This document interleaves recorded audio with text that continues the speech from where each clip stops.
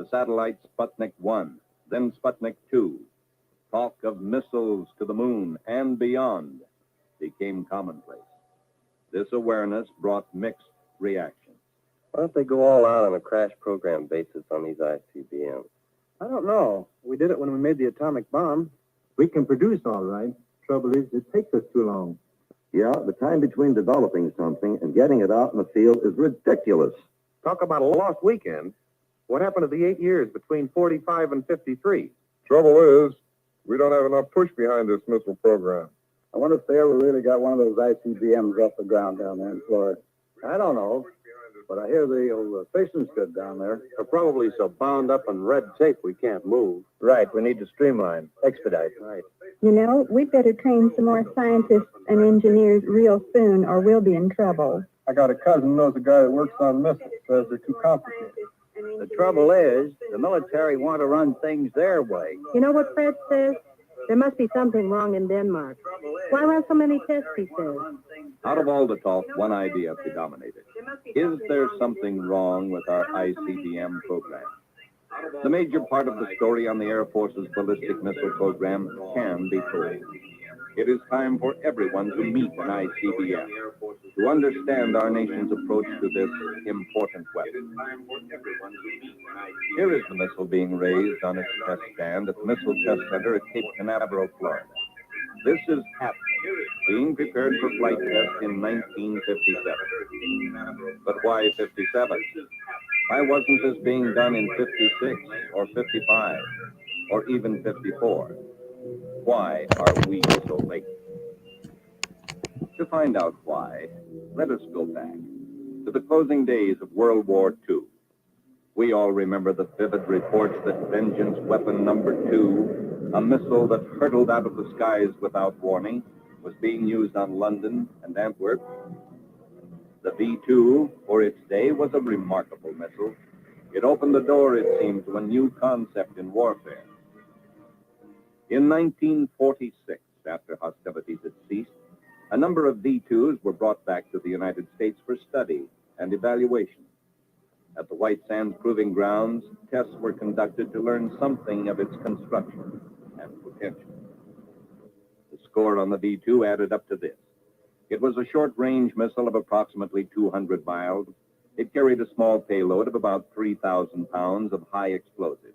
Its guidance was crude, especially if applied to longer ranges.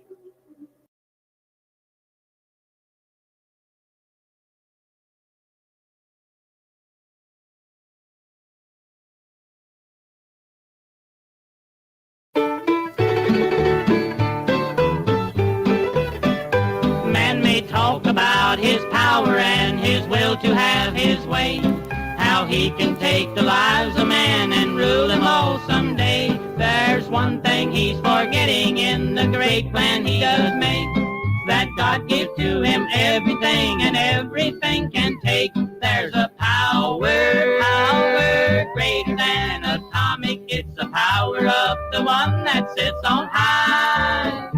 If he strikes us with his mighty power, not just some, but everyone must die.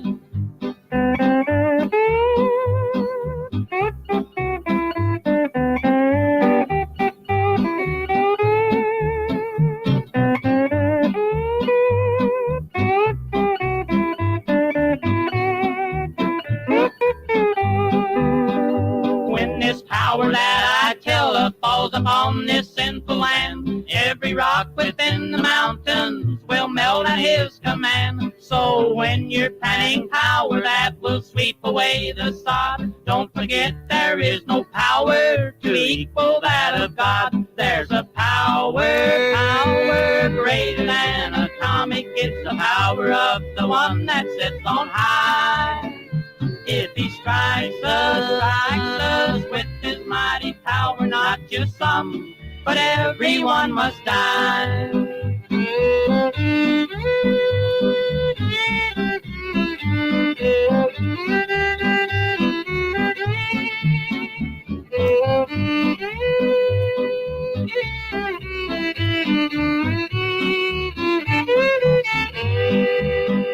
To the island of the King many great men came and plans were laid to prove to all the people what a power he had made. But after it was over, even through the blinding steam, the sea and sky unchanged to prove that God is still supreme. There's a power greater than atomic. It's the power of the one that sits on high. If he strikes us with his mighty power, not just some, but everyone must die.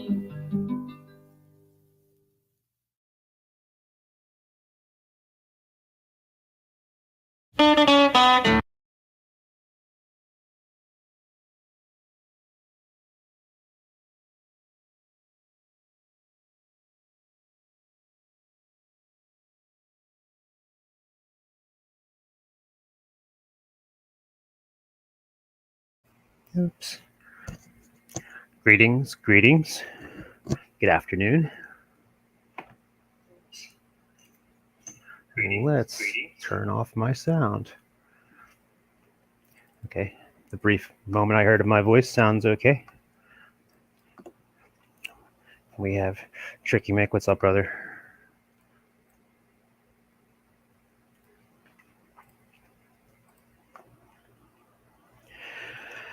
So I had to scrub the launch yesterday for bad weather.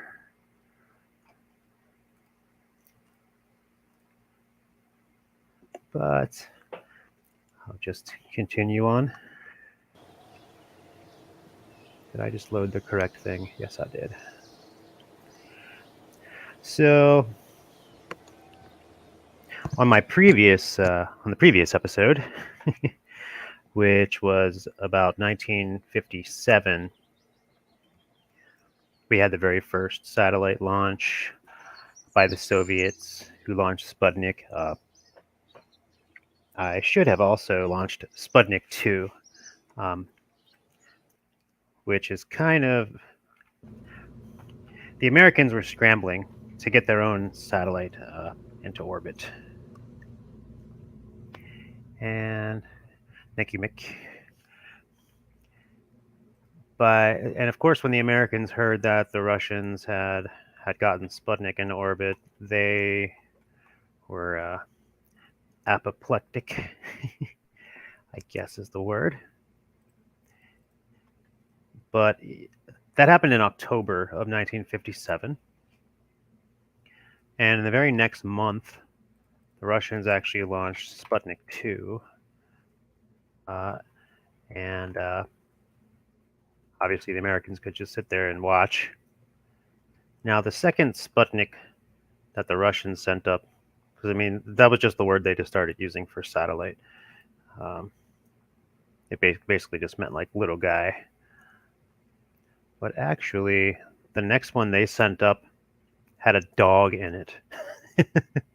Because at this point, the scientists between the Soviets and the U.S. scientists, they had this competition back and forth just to get historic milestones happening.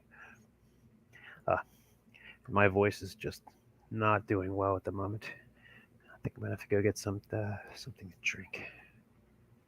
But anyway, historic milestones, they wanted to be happening. And so obviously the Russians, as quickly as they could, wanted to get a life form up into space. I need to get, let's see. I need to get rid of this Sputnik guy, this little Sputnik 1. So I'm going to reroute. That's no longer that. This guy's the new route. So now I can get rid of that guy. Now I'm not going to completely rebuild the Sputnik 1. It was kind of a cone shape. And I'm just going to launch it real quick just to get that in orbit. Just so. Actually, you know what? I'm not even going to use that. Here's going to be Sputnik 1. It's going to have its own probe core. It's going to have its own service module bay. Oh, that looks awful. Let's change that a bit.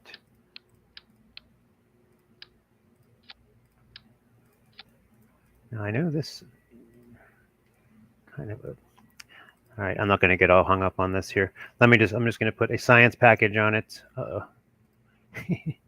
And I am going to put... so, yeah, they tried to... they put a parachute on this guy.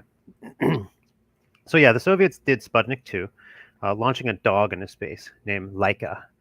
And that dog died in space. And when the Americans heard about that, they were just, those evil Russians. How could they do that?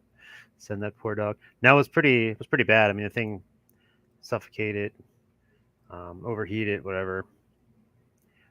Supposedly it was an accident, but whatever. You know, the propaganda is going to fly no matter what. Oops, I'm going to put a radio on there, and we have a decoupler. And I think that's about all we're going to put on this thing. Oh, we can't have that. Let's just put that going up and down. Yeah, so this isn't going to be historically accurate, but here I'm going to put a little scientific payload, which is going to represent the dog. All this is mystery goo. Okay. But again, I just want to kind of redo the launch of this R7 launch vehicle here, because I'm going to concentrate mainly on the American stuff. And I'm going to try to not rush myself. Because basically, I just want to, I have fun playing this. This isn't really like, this is kind of like if I can ramble on about it, and if it's fun to listen to me ramble about it, then that would be cool. So yeah, so Sputnik 2, and let's check my staging. Oh yeah, and in the last one, I launched them all at nighttime. I wanted to launch one during the day, even if it's Sputnik, because the thing is, I haven't really practiced on any of the new launches, so that's what this is going to be, is probably me having a bunch of failed launches and getting frustrated and trying not to yell at the screen, which may be pretty amusing. Yeah, let's do that from the desert.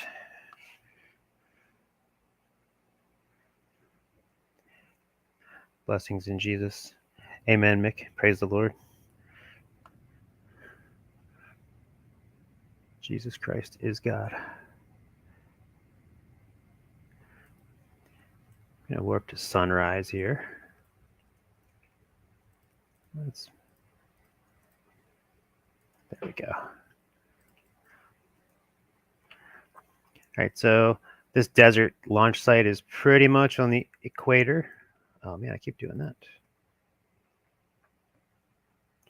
And I have a really terrible mic. I should probably get a better one at some point.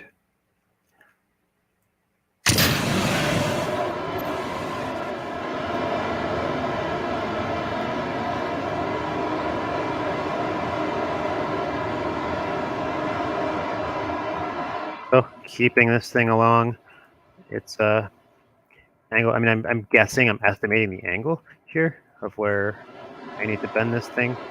I know my boosters are going to stop after a minute or a second. I'm going to have to detach. Oh no, okay. That's a fail. That's a failure. So, okay. We'll have to restart. That's me just messing around. After I successfully do this, I'm going to, I'm actually going to bring up a list of all of the launches that happened in 1958. I'm obviously not going to reproduce all of the launches in 1958, but just to give an idea of how many launches were happening in 1958, how like just the ridiculous amount of metal being flung into the atmosphere and exploded it's outrageous. And not only that, I mean, by this point, by 1958, they were using this rocket technology they were already sending nukes up into the atmosphere and causing nuclear explosions on the edge of space, just over and over and over again. I'm not sure, but I know the Americans were doing that. Not sure precisely what the hey, look, it's an eclipse. So that's not historically accurate. I don't think this Sputnik 2 was launched during a solar eclipse, or a lunar eclipse, rather. Oops. All right, so that's going up. We're stable. All things are nominal.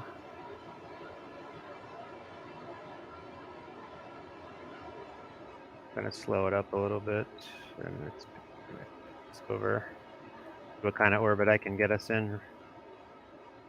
Still way.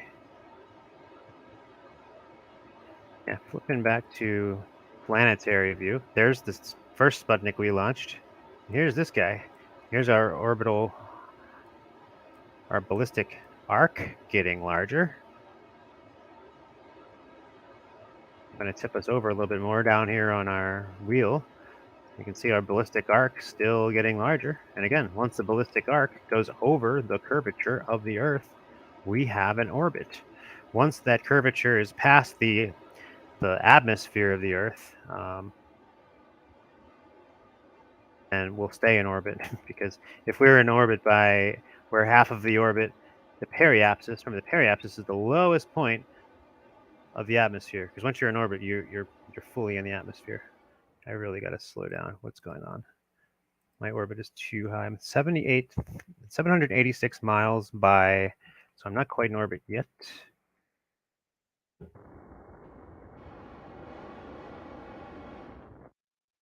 Wait till I get up a little higher. I want to round it off a bit.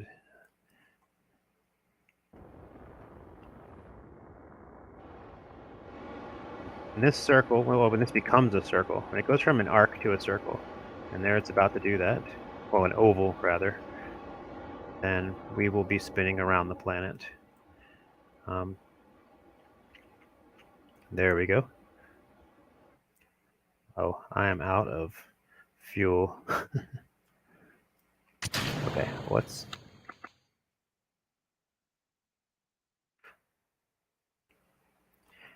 All right, well, that's good enough, because the Leica the dog didn't stay in orbit for too long. I'm in a 1,500 mile by 4 mile orbit, which is a very, very bad orbit, which means that by the time, and that's actually not an orbit at all, but unfortunately, that's just where we're going to have to stick with. If I would have had a little bit more fuel, because I'm not going to retry this again, we're going to move on. If I had a little more fuel, I could have made it around the planet. As you can see, we just made it up, but the thing is, once this is going to dip in, we're going to watch the results of this. So again, we just flew off the planet.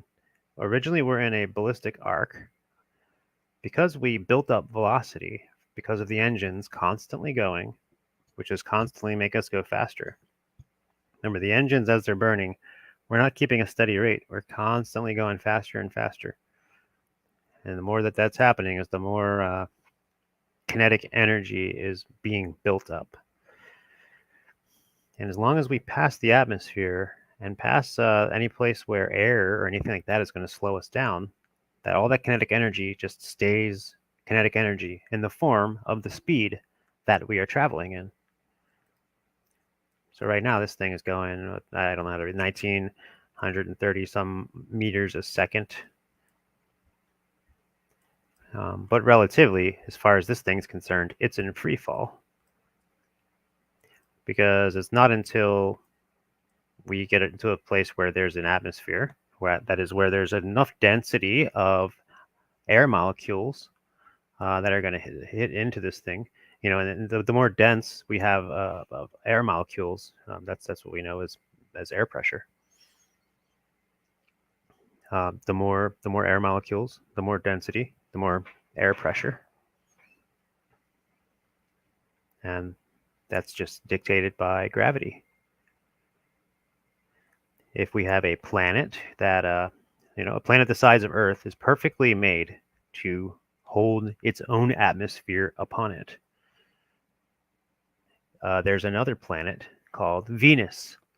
That's about the same size as the Earth. It's a little bit smaller. That also has an atmosphere. the larger planets have atmospheres, because what they're doing is they're holding these things, they're holding all these molecules in place, and then how much it's doing that it's going to dictate the type of particles, type of chemical reactions. So I can see what's going on Jupiter is a lot different than what's going on Venus. And on a planet like Mars, which is a lot smaller than Earth, Mars barely has any atmosphere at all. And that's because it's so small that its gravity does not hold enough molecules and particles on it. And these particles come from everywhere. I mean, throughout the sun giving off particles, that sort of thing, energy rays. There's everything that's traveling through. I mean, so basically all of this, as far as what we know as reality, is the electromagnetic spectrum, or the electromagnetic field through which all particles, molecules, and all that sort of stuff is traversing. I'm probably saying this in a really bad way. Let me fast forward this anyway. I was actually just taking a walk with a friend. No, I just sat down. I'm just kind of resettling myself. Wait for the air conditioner to kick on. I'm going to fast forward this. So what this thing is doing, just to remind you, we launched this guy from the desert. We didn't make orbit. We got a very high ballistic trajectory. So imagine you just threw a football up in the air and it's just going to land really, really far away. But the farther it goes, because we live on this globe here, it's going to curve over it. Now, because the reason why we didn't make orbit, because even though we're going far enough to cross over the curve, we're still too far into the atmosphere. So we're going to burn up. We're going to be destroyed. So that should be fun. Let's watch that happen. So I'm just fast forwarding it. So now we're up at the highest point. So if we were in orbit, right now we're hitting our highest point in that orbit, which is called the apoapsis, or apoapsis. And the periapsis is the lowest point in your orbit. Now, just for example, if you're in a perfectly circular orbit, your apoapsis and your periapsis would be the same.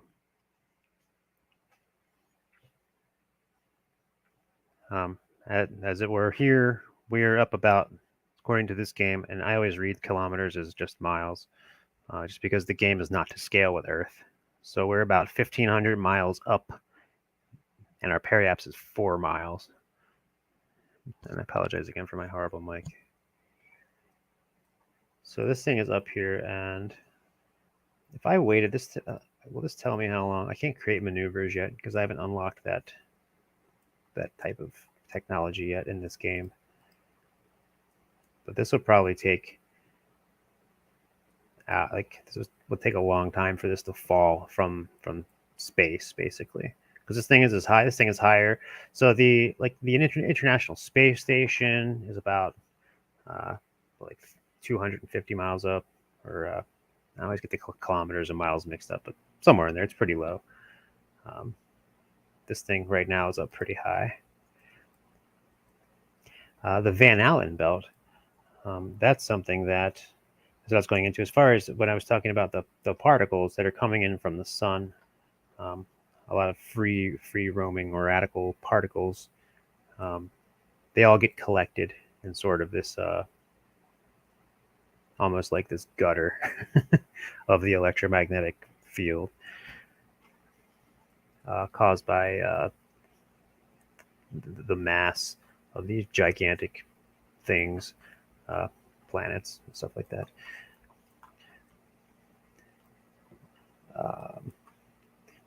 Fast forwarding. Let's get this. I want to get my actual American rockets going. So yeah, this thing is essentially falling around the planet, but it's not going to make an orbit because it's still in the atmosphere, which means at some point it's going to hit the atmosphere, and we're going to get a light show. before the thing is completely destroyed.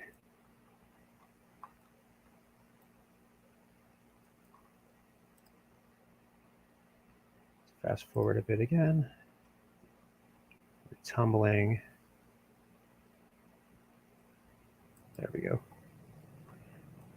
So yeah, so essentially we've got a meteor, an artificial meteor, of which those were launched to and tested. And generally what we see here is the flame. It's not really, people say it's referred to as friction, but it's not really friction. It's plasma, which is ionized gas, which is basically the solid state of things as of being atoms. But when the electrons, which is a good part of the substance of an atom, is being moved out of the atom, it becomes ionized, and it becomes plasma. So what was just happening there in real life is when something is falling that fast, and this thing wasn't even destroyed. That's pretty. So this is going to crash. Oh, whatever. Let's fast forward that. It's going to be kind of boring to crash in the dark. Actually, I could just revert the flight back to, yeah. I'm not going to worry about that. The crashing would be boring.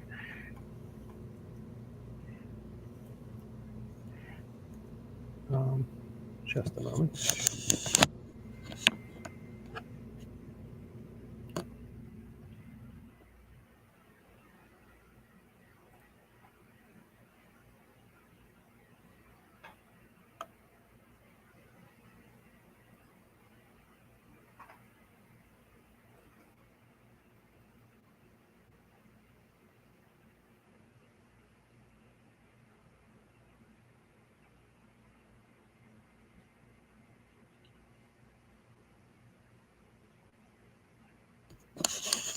Apologize for the dead air.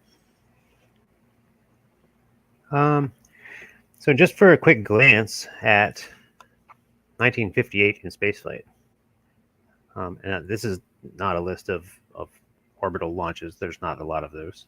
There was only, it's like 6 successful orbital launches in that year. Previous year, there was only the 2, I believe. You know what? Let me make sure I'm correct on that. I know we can go back to 1957 in spaceflight. Successful 1, partial failure. Well, I thought that Sputnik 2 was considered a complete a success. The Americans failed on our Vanguard rocket. Okay, anyway, I'm getting totally sidetracked and rambling.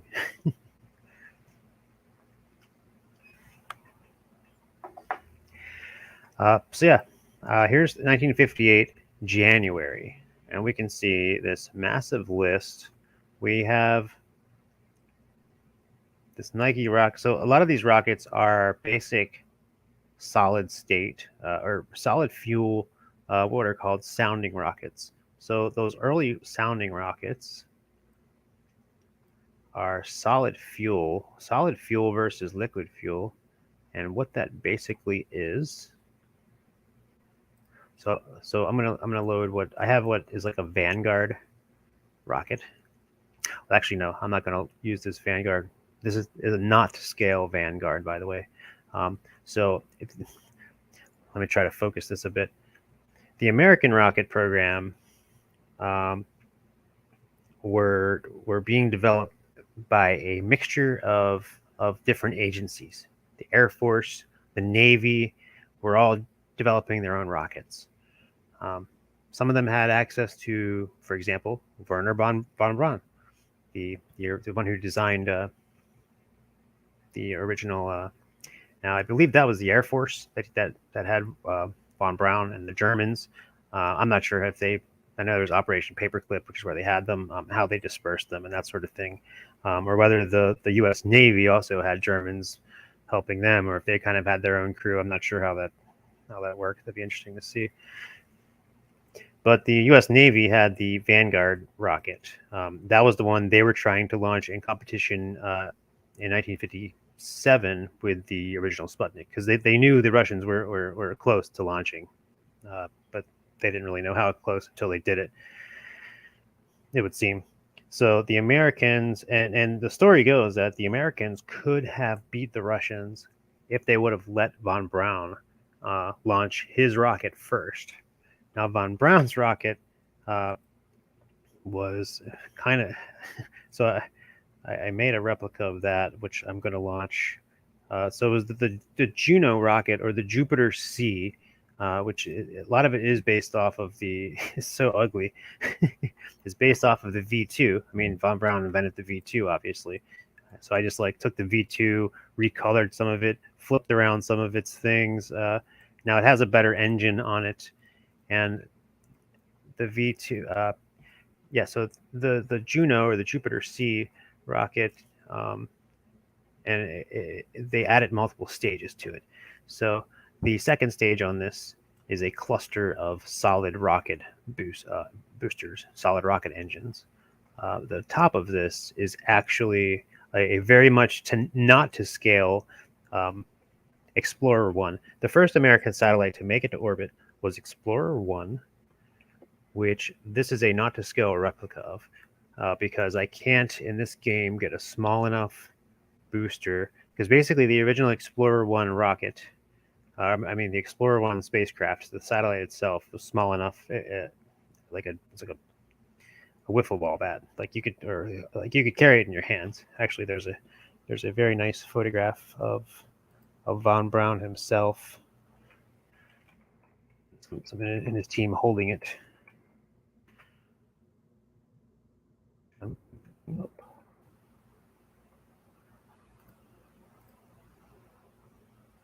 Oops. Just to give an idea of the actual size of this thing. Well, I'll just bring that over there. So the very tippy top of that rocket that I was just showing is this thing is supposed to be on it. Its engine is on the back. These things are antennas whipping around. It had 4 antennas just hanging off of it, and there was a scientific payload in here that basically collects and measures cosmic rays. I actually think one of these guys is Van Allen, because the thing that this Explorer 1 did. Oh, actually, here's a replica of that thing right here. You can see my horrible version of it. Doesn't look anything like the original Jupiter C. So this is the launch of that thing. Now, the reason why I can't really do it right is because I can't get small enough rocket boosters to make this little section. So the real Juno rocket had these clusters of solid rocket. Now, I still wanted to have clusters of solid rocket boosters, so that's why I made it look like that. So maybe the real one actually looks a little prettier than mine. But I did get it in orbit. So, and this thing, again, this thing was sent up to, well, one of the scientific measurements that they sent it up to do was to measure the Van Allen radiation belt, to basically prove that it exists, because it was theorized. They said, hey, if the planet's like this, and if the solar cosmic rays are like this, and if the gravity does this, and blah blah, then there's probably this area that's collecting all of these cosmic particles, collecting all this radiation, or kind of a focus of it, called the Van Allen belt. And the Explorer 1 was what they launched up into a very eccentric orbit, I believe, in order to measure it and obviously send radio signals back. I'm not sure how long this StreamYard is going to let me do a stream, because I haven't really I don't have the Explorer 1 fully designed. It's not going to take me long, but this stuff is, so this is, I don't know how entertaining any of this is going to be.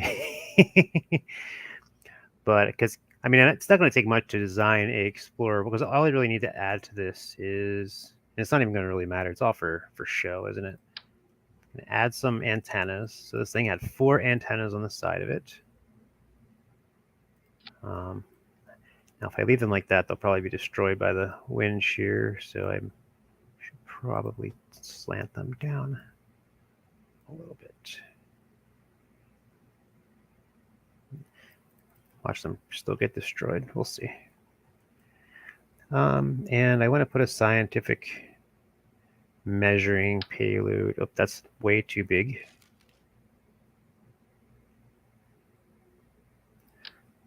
You know what? We'll just use some. Nah, I don't want Mr. Eco. We're going to use the temperature. So all this is theoretically going to do is measure the temperature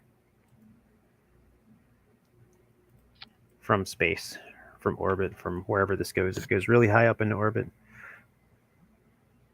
So yeah, so this will be the replication of Explorer 1. Although I'm going to call it Exploder 1. In a commemoration of Scott Manley. And by the way, if anyone ever is watching this, ever wants to see some quality rocket videos, Scott Manley is the man.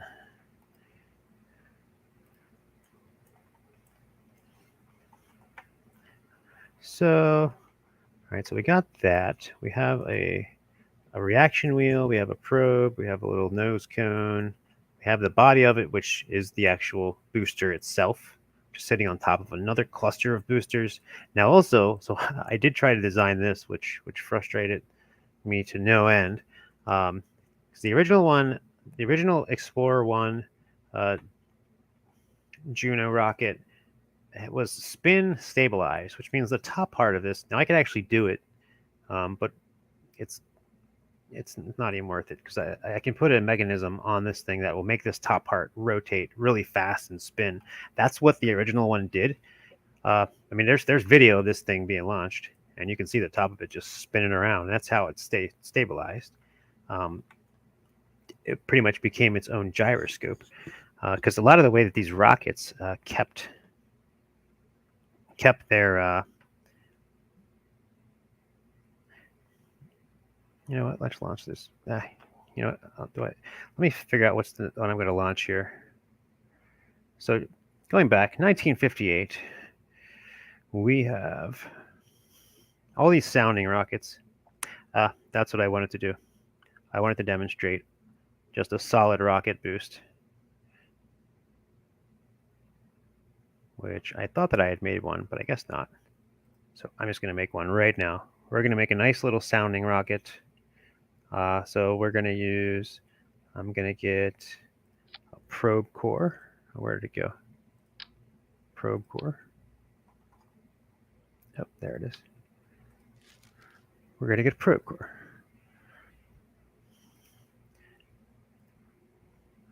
We're going to get a control wheel. So yeah, the reaction wheels is what a lot of these rockets used. And the way they worked with was with gyroscopes. In order to this is the way that the device was aware, quote unquote, aware that it was in the right direction, or what direction it was in. And the way that it does that is gyroscopic motion. So it's sort of like if you picture yourself taking a quarter and kind of flinging it, you know, where you take a coin with both your fingers and fling them, and it spins like a top, and it stands up on its own momentum, on its own energy. You have transferred energy into that thing, into the coin in that matter.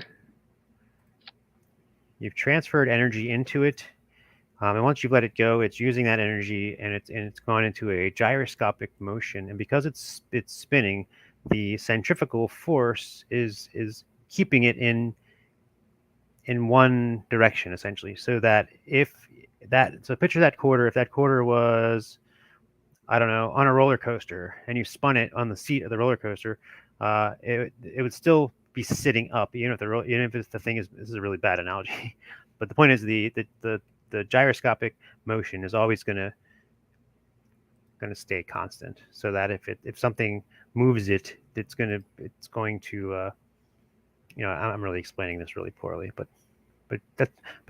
these things use gyroscopes.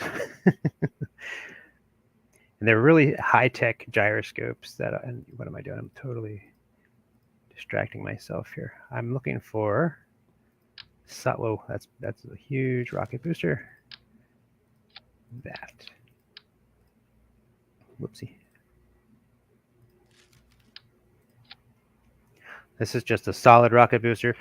So liquid fuel and solid fuel. The benefit of solid fuel, now also when I'm saying solid fuel, it's actually more like a gel, or some of it's like a putty, like really thick, almost kind of reminds you of like melted ice cream or melted rubber. Now the less sophisticated solid rocket fuel was it's kind of like powder, black powder, gunpowder, that sort of thing. But the solid fuel that they're using in like the space shuttle boosters, that sort of thing. The solid fuel in this case would be this sort of putty-like material. What do I need? I just need a nose cone. Just give me a nose cone. Where are the nose cones? They are in aerodynamics. That's too big.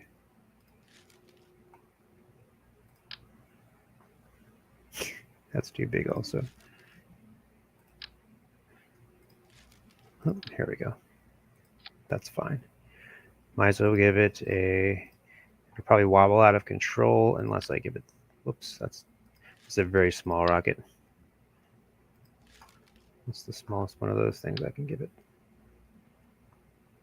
This should be fine.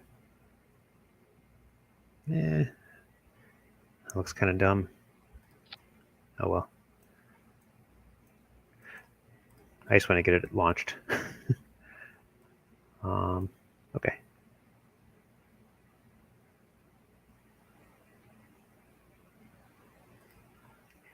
So solid rocket fuel basically can be stored for a very long time without having to be worried about it deteriorating. Now the drawback of solid rocket fuel is once it is lit, there's no throttling it back and forth like you can do with liquid fuel. Once it's lit, and it's not going to get unlit until it goes out, until it runs out. So as soon as you launch these things, that's it. So yeah, there's no throttling this thing up and down. It's just gonna go up. So the earliest nuclear missiles, or intercontinental ballistic missiles, were used with liquid fuel. But the drawback of the liquid fuel is the liquid fuel has two different materials. It has the actual combustible, like kerosene, and then you have the liquid oxygen, which needs to be kept very cold because liquid oxygen has a boiling rate of whatever its boiling rate is. It needs to be kept it needs to be chilled. That's why when you see videos of rockets being launched, or like the space shuttle or the Saturn V, when you see videos of that, you always see the mist coming off of it. That's basically the liquid fuel boiling off, and because they have to load that thing very close to the time of launch. They can't just load it and leave it sitting for days and days. It'll all just evaporate.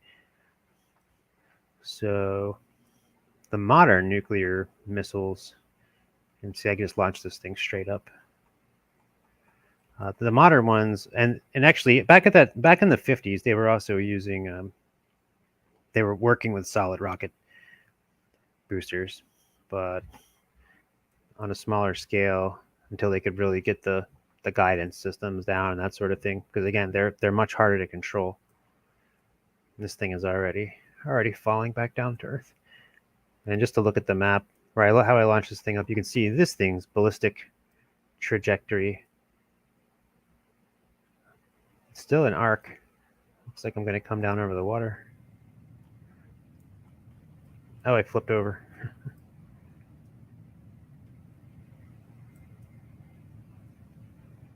So yeah, just up and down. So you can imagine if I just stacked about 10 more of those things on top of each other and just let them go up and up and up. Actually, I could make orbit, which is what they tried to do pretty much when they invented these things or when they were developing these things. Now, one of the problems with that sort of thing is the more rockets you add, the more fuel you need, which means the more weight that you're adding, which means the more lift you're going to use, which means you still need more fuel. So the more, you can, the idea of just adding more and more rockets to the equation almost becomes self-defeating at a point because, again, you're just adding more fuel. That's why when you saw stuff like the space shuttle, they had to drop the dead weight off, and also the rocket staging. When they drop off that stuff, when they drop off the old stuff. So during the 50s, well, yeah, let's go through the list here.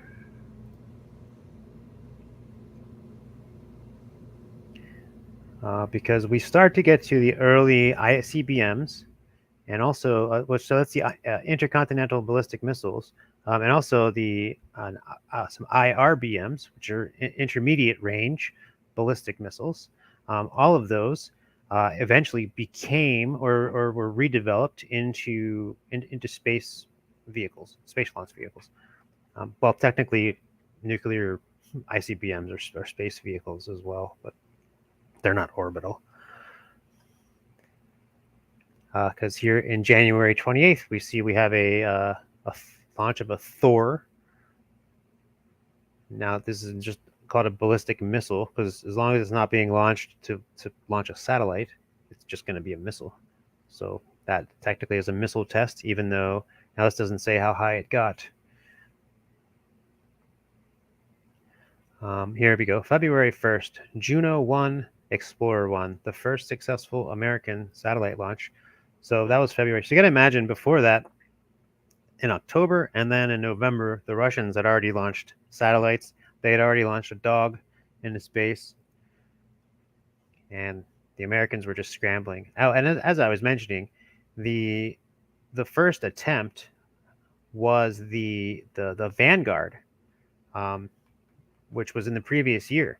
That thing crashed live on TV to the horror of the Navy guys because you had the U.S. Navy and you had the U.S. Air Force, it's sort of in competition against each other, being mandated by the government to let's get ourselves into space, but we got to keep up with the Russians. So and it's interesting to look into the cultures between the Soviets and the Americans and the way that they kind of operated, because you can. I mean, obviously, the Americans are getting things done slower because you have these different people doing these different types of things versus where you had in the Soviets, you had these different operation centers, but they were all basically answering to the same person. They weren't talking to each other. They were just kind of get it done. I'm not saying they weren't efficient, but they're, well, I don't want to get bogged down on that. I'm going to be right back. I need to step aside for a moment. But we are going to get the Juno launcher, or Junie as I'm calling it here.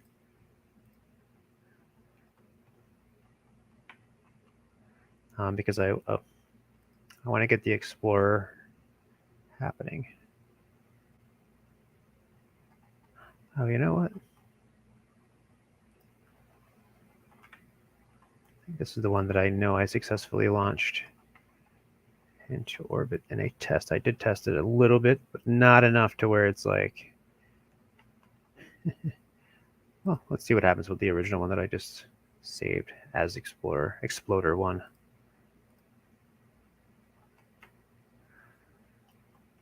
We got that.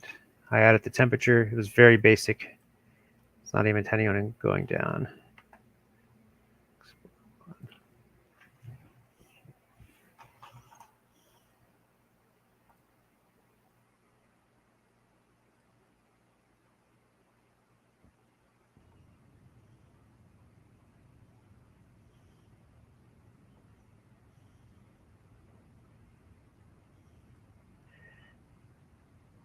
gonna try to put some background. It's time for Country Style USA. Stay all night, stay a little longer. Dance all night, dance a little longer. Pull off your coat, throw it in the corner. Don't see why it won't stay a little longer.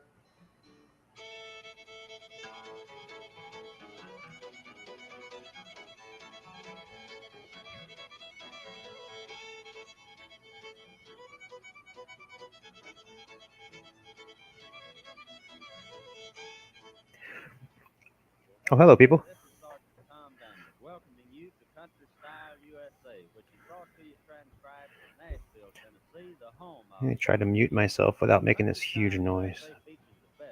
All right, I'll be right And back. of course, only the biggest stars are on hand to provide our music for us. And now, here to tell you all about it is the star of our show, Mr. Hawkshaw Hawkins. It will take a heap of loving, a heap of turtle doving, if you want me to forgive you, hon. You better kiss me till I'm dizzy, keep those lips of mine so busy, I'll forget the nasty things you've done. It'll take a heap of loving, a heap of fancy hugging, making up for all the nights I cried. So keep saying I'm good looking, better come and do my cooking, if you want me to forget my pride. I saw you with another, did you think that I was blind? So be nice, my pet, cuddle up and get the picture out of your mind. Till your love for me increases, better try to patch the pieces of the heart you broke so carelessly. Warm your kisses in the oven, it'll take a heap of loving, if you want a heap of love from me.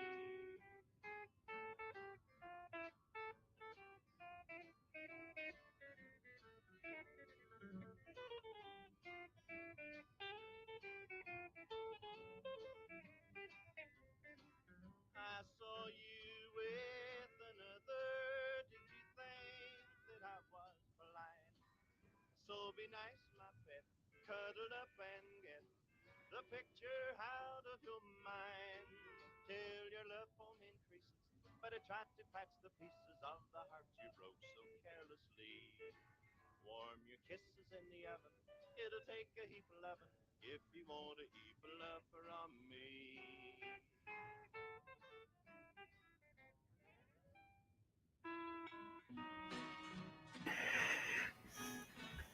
All right. Now I just remembered the reason why I had a Juno or Junie C or Junie 1A, because I had adjusted it. Because if I keep full amount of fuel in these tanks, it's gonna go too far and too fast and out of control. So I'm gonna revert back to vehicle assembly. I'm gonna turn this hillbilly music down if I can. I'm trying to get some good 1950s rockabilly without getting some kind of copyright.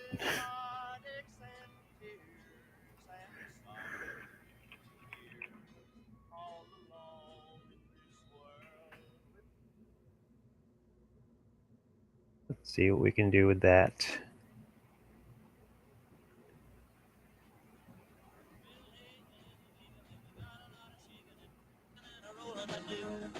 Okay.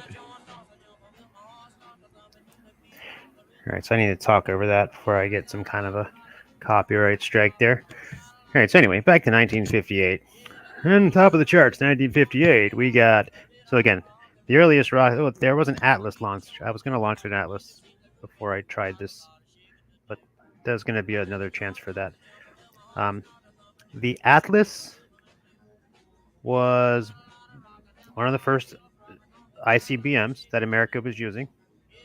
I don't think they were fully in operational yet. They were still testing them. And I did build an Atlas replica.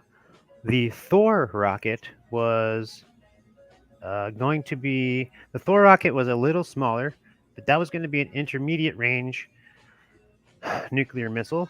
The purpose for its size was so that they could fit it in airplanes. and transport it. So they would put one of these things in an airplane, fly it to Great Britain, and then they would set up their launch sites there, and they could nuke the commies from different parts of Europe. And then we could see in January the Russians had launched their own R-7s Semyorka, which was their own ICBM test. Because again, that R-7 was the first functional ICBM, although obviously it wasn't used. So then February 1st, yeah, we got the Juno. So let me check out my Juno again. So yeah, with all that fuel, but I remember I saved a version of it that I had adjusted the fuel, I think. Am I stupid and I didn't? This is exactly the same amount of fuel. Oh no. Was it the Junie 1? How is that still this loud? That music is really loud.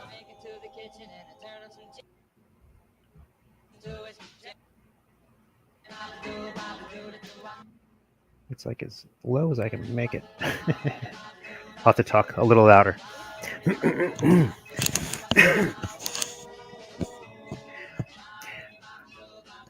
Okay. Well, I only have one more iteration of this. If this doesn't work, I'm just going to have to make the adjustments live. Junie 1. Yeah, I still didn't change the fuel. That one's got a little less fuel, but I don't think it's going to matter much. Okay, whatever. Let me stop blathering and just launch it. Exploder. Oops, crap. Explorer 1. Explorer 1. All right, and actually, so I'm trying to remember if what did do with the fuel, because in this, they were adjusting the fuel mixtures the whole time they were developing this stuff, so it's not that out of the ordinary to be. I mean, you can't simulate fuel mixtures in this game, so to just change the amount of fuel that each section has is not too far off from. So I'm just going to launch it as it is. Let's just see what happens. The idea is just get it into orbit, high enough orbit, because remember the Explorer 1 rocket, or the Explorer 1 probe, which was a lot smaller than this is being depicted as here. Remember, they held it in their hands. The Explorer 1 probe was launched high enough to detect the Van Allen radiation belts. So if I happen to get it in orbit, that would be lucky. Oh yeah, so yeah, there was the competitions between the U.S. Air Force and the U.S. Navy. Excuse me. The U.S. Navy was launching their Vanguard rocket. That was the one that blew up live on TV. All right, so eventually they gave Werner von Braun and his team and Air Force the chance to finally launch it, because they didn't want von Braun. They didn't want this ex-Nazi to be responsible for the space flight. They wanted the Navy. That's why they gave it to the Navy, and the Navy's rocket was a little less developed. So anyway, they went back to the Jupiter style rocket. So it was derivative. The original rocket designed, off from the V2 was the Jupiter, and then derivatives from that are the Juno, and then eventually what was used as the what's called the Redstone rockets, because that was the place where they were launched from. So then those were used in the Mercury program, which was where the first people were launched into space, first Americans rather. So this Juno rocket is a first stage is all liquid fueled, and then going up you have solid, and then another solid stage at the top. And again, the scaling of this is all messed up because I'm just using stock parts in the game. All right, so again, the liquid fuel is actually adjustable. All right, so let's see if we can. Again, if I'm recalling correctly, when I was testing these, the only way I could really do it is if I had adjusted the amount of fuel. At this point, I'm not adjusting the amount of fuel, although I did add a probe core that makes this thing a lot easier to control.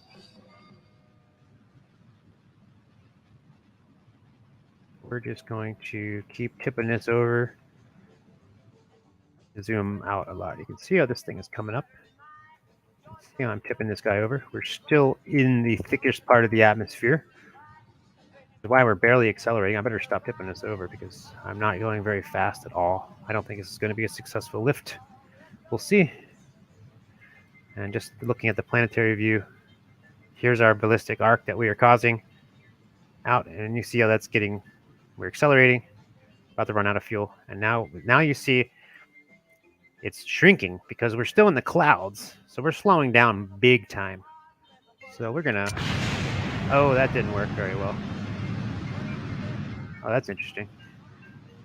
That's not gonna get that. All right, so this is a scrub. So this thing isn't even, this thing is just slowing down.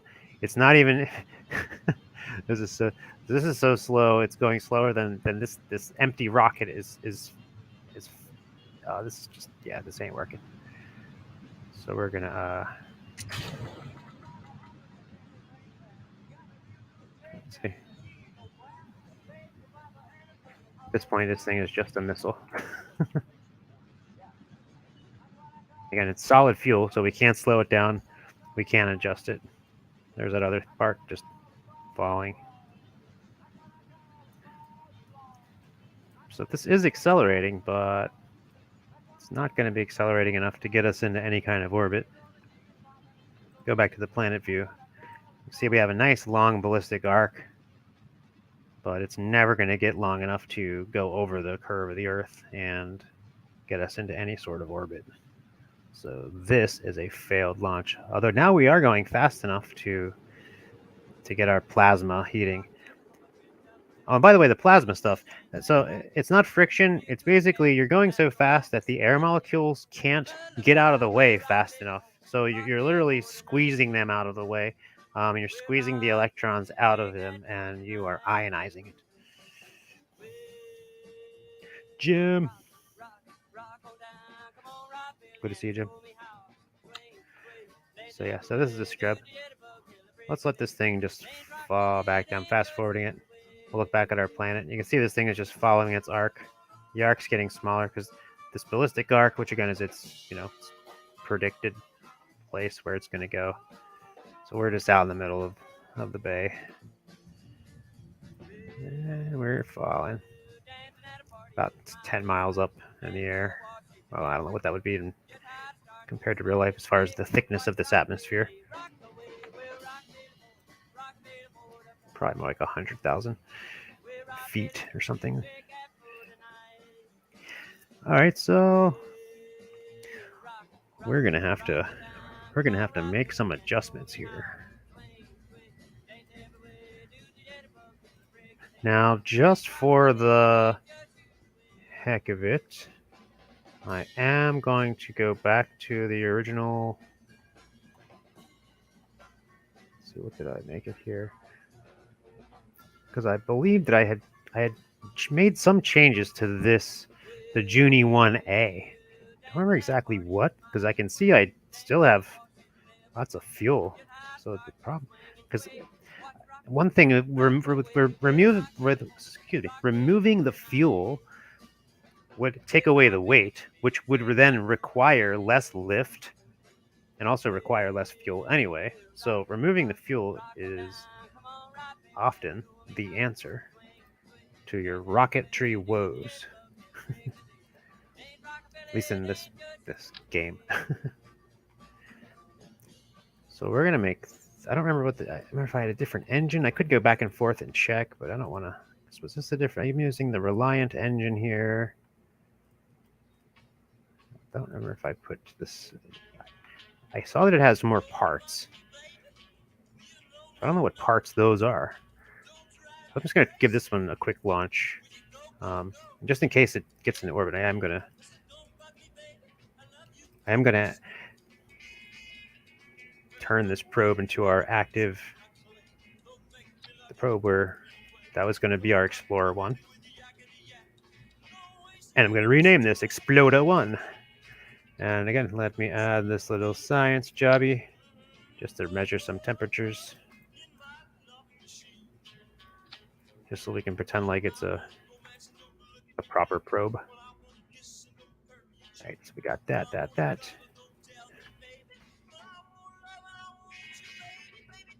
All right, so I'm going to go do a succession of test launches on this thing, likely, because this thing probably is still going to fail.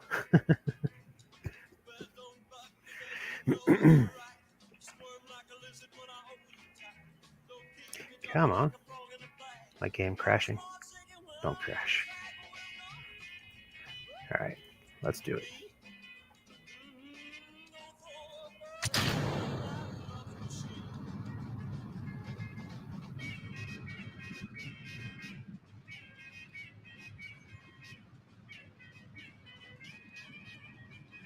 Can't see what difference I did on this that's going to make this any different than last time, except for I saw that there were more parts. So I don't remember what those parts were.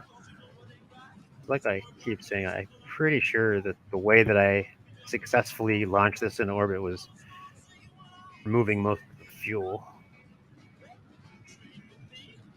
Both gave me less weight. And also made it so that I didn't overshoot. Because the other problem is once you get up to it, even if you have enough, the right amount of weight versus fuel thrust to weight ratio, then if your acceleration is too high, it could seem like you're not getting into an orbit. Then all of a sudden you're getting too fast, and then you're just overshooting. Then you reach escape velocity, and there's nothing much you can do with that. So okay, let's. Oh no. What just happened there? So whatever just happened there didn't pan out the way we wanted it. Yeah, this doesn't look right.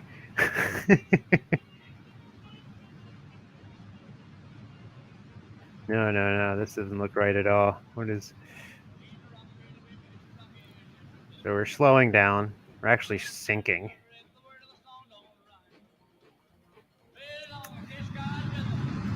Not good. Not good.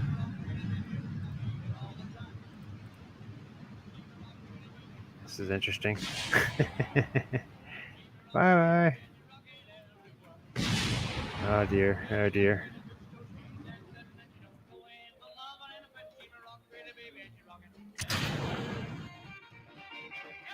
Well, another one bites the dust. All right, we're gonna get this thing up, man. This is all right. So, all right, what do we got here? I'm not sure. You know what? Let's. I think once I finally got it up, it was overshooting. So taking away. So first, I'm going to start with basically removing most of the fuel from these.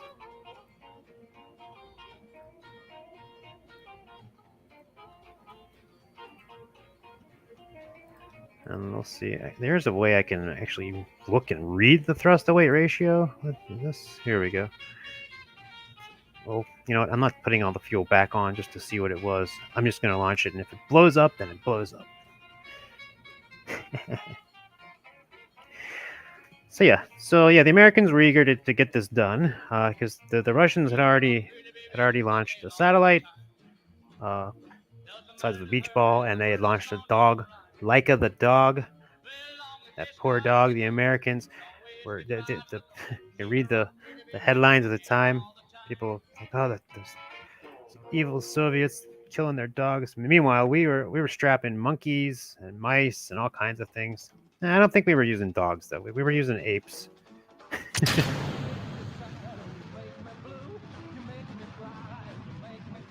Space monkeys. I'm going to leave that alone. I'm going to let it just go up. Here's its speed increasing. Because the more I adjust it, the less the speed increases. So I'm going to let it just go as high as it can go. I already gave it a little bit of an arc. Which, there we are. Zoom in. There's the arc that we're going. Launched up. So that arc is just going to get higher and higher. Now we are... Let's disappear. And we're about to be out of fuel. I don't know. This is going to be a challenge. It's going to be a challenge. All right. All right, that shouldn't be happening. This thing should fly away. This should not be sticking to this. So that seems to be the big issue here.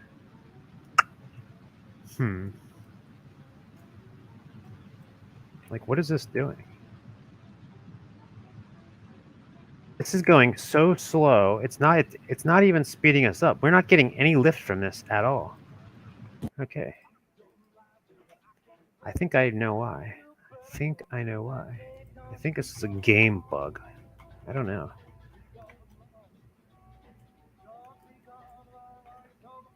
But all of this, I don't think I need all of this. I think I'm going to put 3. It's because all this was a cluster of boosters. But I think these are all like maybe canceling each other out. I'm not sure. I'm going to redo those boosters a bit. I'm going to give this thing a bunch of fuel. So I'm going to change this up a bit. I'm going to change it up a little bit. We're going to give the solid booster, the bottom, the first stage, we're going to give that its liquid fuel back. We're going to take a bunch of fuel and we're going to decrease the amount of boosters on the second stage. The first stage, I mean, the last stage is the probe itself. That's going to stay as it is. You know, I'll give it 3/4 fuel.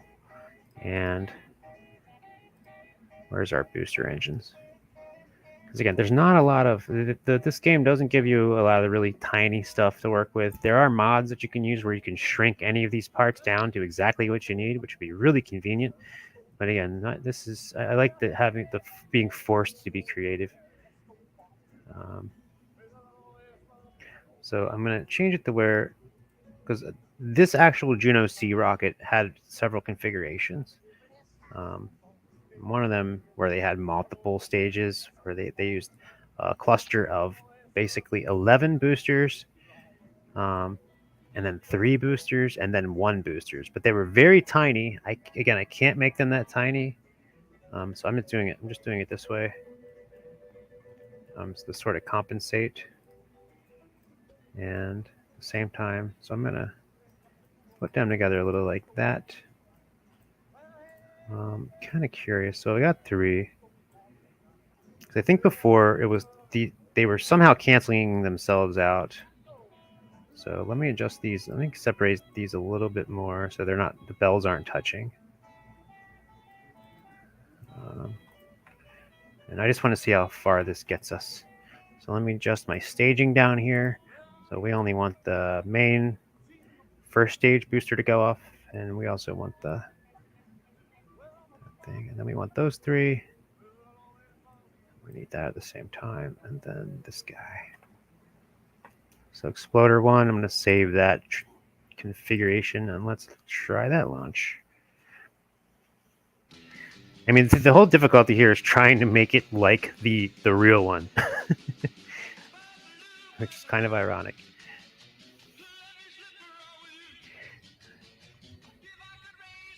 Houston, we have a problem.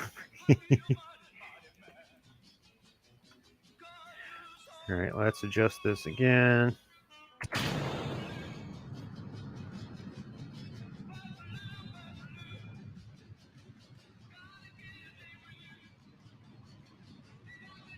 Yeah, these guys were... Where did they launch this from? I think they were launching from Cape Canaveral at this point. I'll have to check on that list.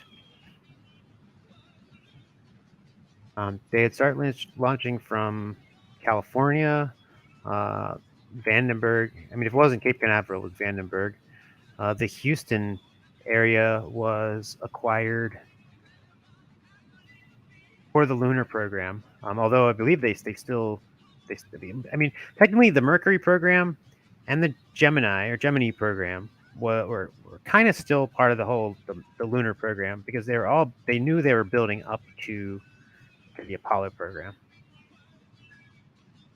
The whole thing was, John F. Kennedy saying we're going to send a man to the moon in the next decade.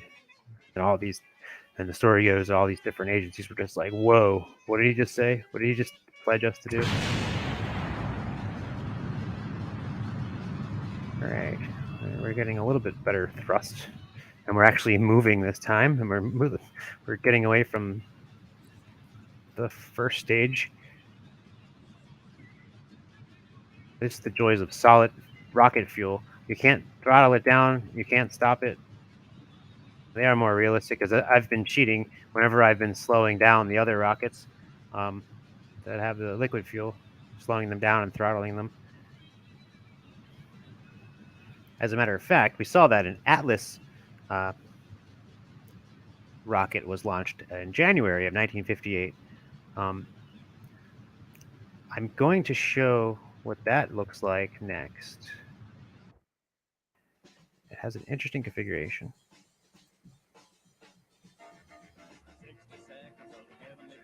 Interesting. Look at our ballistic arc. We are almost in orbit. We're just going to a little bit more. So we have this one little guy left. Let's do it. Looks like we're going to do it. We might actually have too much fuel. We're going to go into a really eccentric orbit. There we go. There's the circle happening. We got a nice bulge.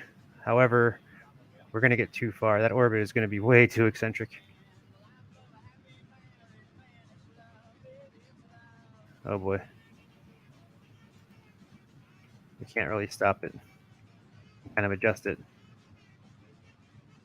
Just kind of moving it around, but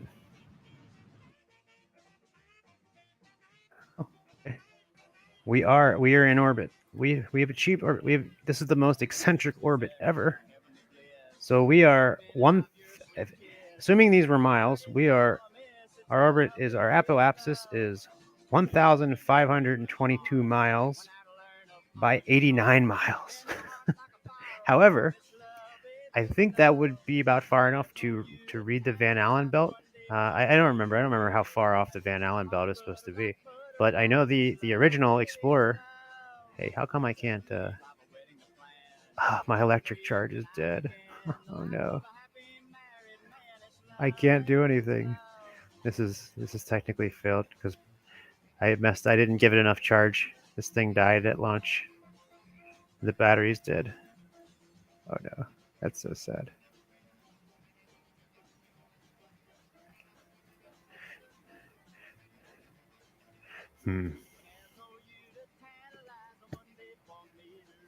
Well, we have our orbit. And you know what? These Kerbals are ingenuitive. While I was talking, they probably got the readings without me even realizing it. That's probably what happened. So yeah, I'm going to consider this a success. This is a successful replication of the Explorer 1 mission. The first American satellite put into space in February of 1958. And this thing is in a very eccentric orbit, as you can see. So, okay. Now, there are other launches done with that Juno rocket, so I'm going to have to... That's not going to be it for that. But at this point, just so I don't belabor it. Whoops, we're going to go back to the Space Center now. So we're keeping that in space. That's it. That's a success.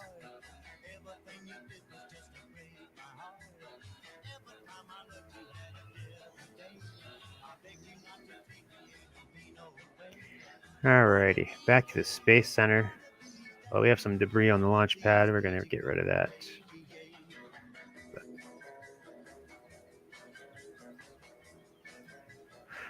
Okay, let's go back into the vehicle assembly building.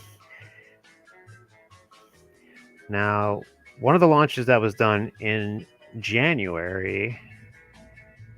Did we save this? Let's make sure we save this guy, because this did it. Although I do want to remove fuel.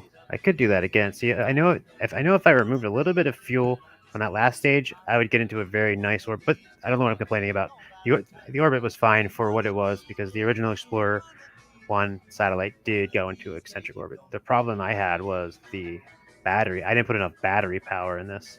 The electric charge was only being provided by the probe core, and I should have added a whole bunch of now there were more Explorer missions where they launched basically identical versions of this. Explorer 2, that was a failed one. Explorer 3 was successful. So we're going to see, I'm going to do Explorer 3, which will probably be the same thing.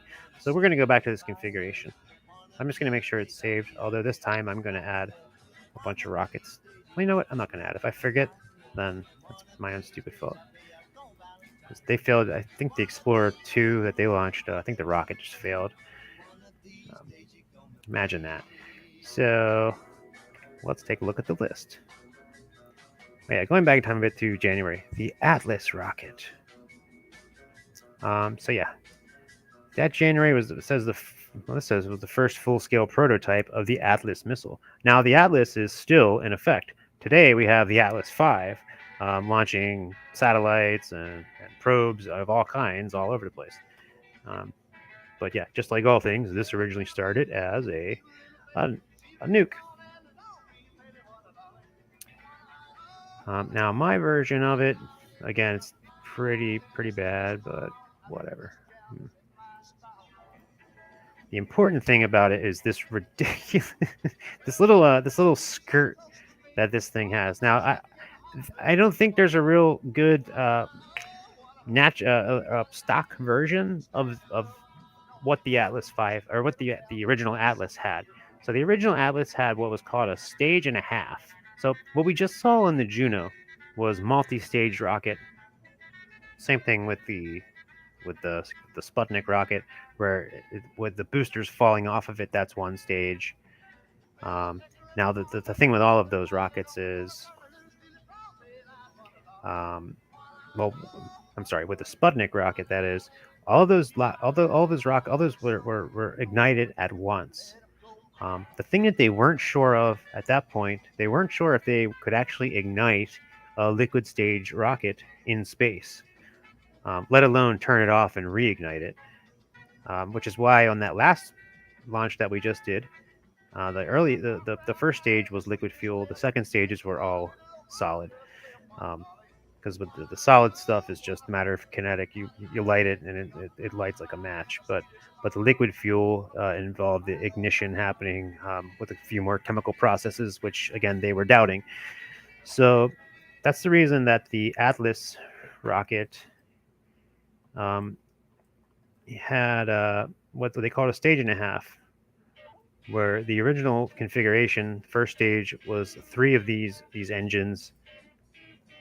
Once it got up to a certain altitude, this entire part of the engine dropped off and just left the middle booster just continuing on. Because once it gets far enough out of the, or rather into the thinnest part of the atmosphere, there's a lot less drag, so it requires a lot less, well, according to the Atlas, 2 less engines.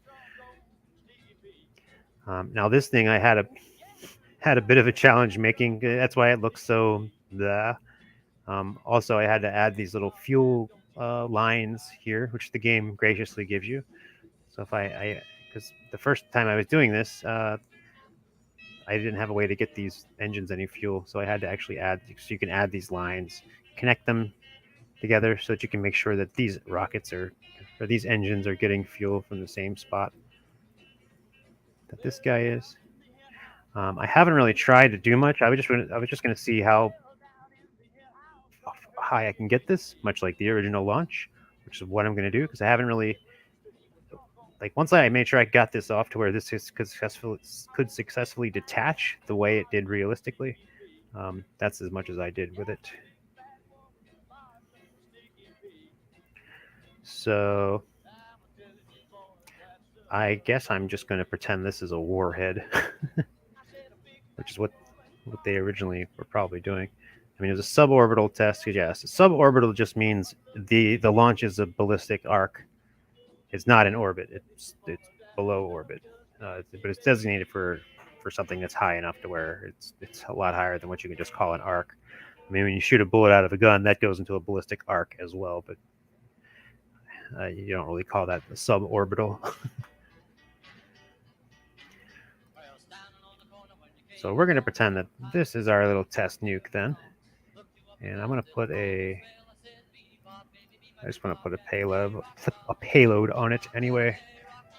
It looks a little bit, oh no. What already has a payload? It has a probe core on it. Is it detachable? Do we want it to detach? Well, it doesn't matter if it detaches. Oh, that might be neat if I put a...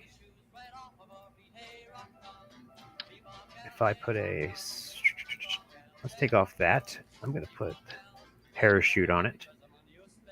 I'm going to detach it. Let's make it detachable. Let's just make this like a space probe. Actually, you know what? They actually did that with a space probe with the Thor rocket. So let me save the space probe stuff for the Thor later on in that month. So let me just shut up and let me just get this up here launched in the sky. Because again, this will be actually my first test of this Atlas, my version of the Atlas. With its little skirt. All right, so let's get this thing launched. Because the thing is with the space program, once they had the type of rockets that they used set, that's what they used. So the Atlas, the Thor, later became the Delta rocket. Which the Delta rocket, like the Delta 4 itself, or the Delta 2, that became pretty widely used. And again, like I said, the Atlas is still being used, some variant of it. They just kept on adding to it and improving it once they got the technology down. So this is entirely liquid fueled. It's raising up a lot slower than that other one. And at some point, once this leaves the atmosphere, this is going in a really weird trajectory. This is even... Oh, it doesn't matter too much. I know it's not going to make it to orbit.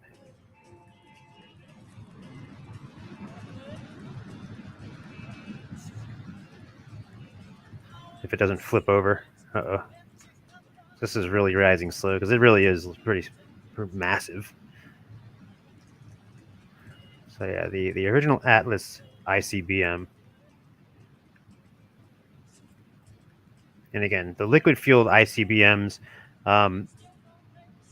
being liquid fuel is a problem, because you can't just have them ready to be launched.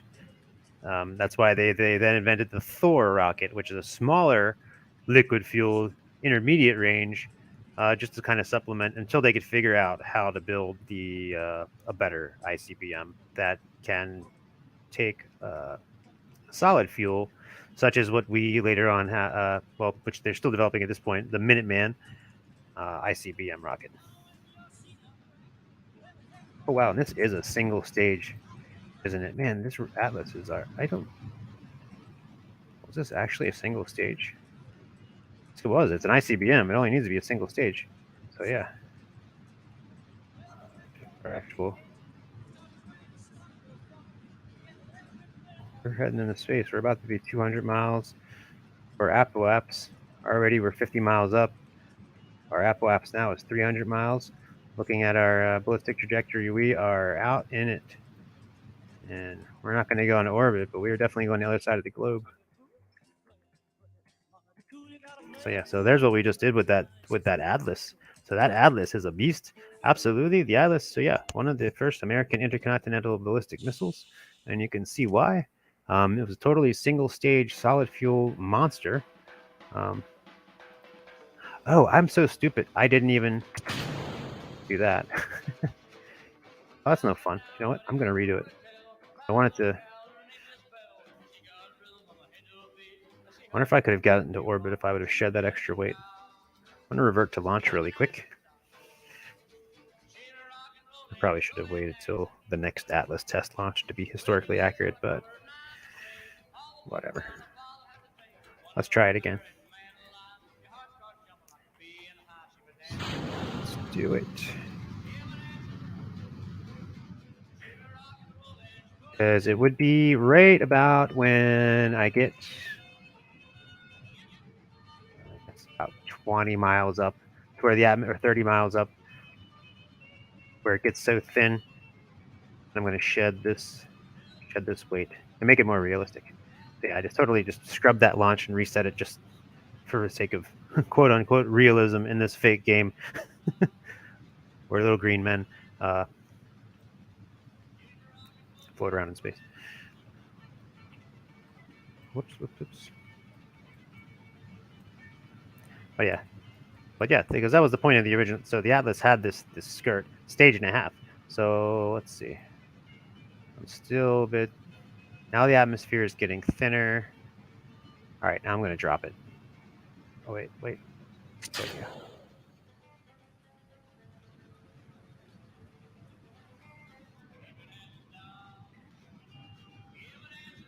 I'm doubting it's going to do much.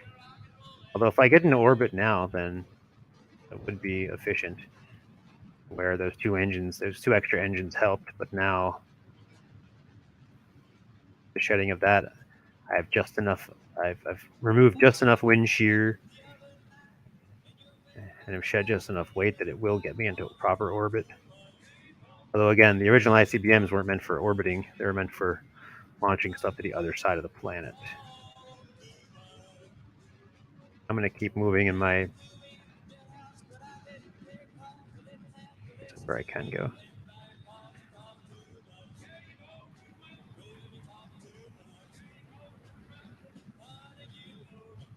Oh, interesting. Because yeah, once they're testing these things, they can launch these, and or like if I wanted to really, because there are mods on this where I can literally have them make nuclear explosions when they land, where you can put bases and cities all over the globe, and make, it's really get crazy. They are making a part 2 of this game as well. That's going to be more interplanetary travel. I think it's still going. With just a little bit more work, this probably would make it to orbit quite easily. So there's our arc. Very flat arc. Now, as long as our altitude is still rising, and our apoapsis, you can see down here in the corner, 45, 46, that means we're going to end up that, as long as we're still rising, because our engine's still burning, so the apoapsis is still rising, we are going to get into a proper orbit here. 70.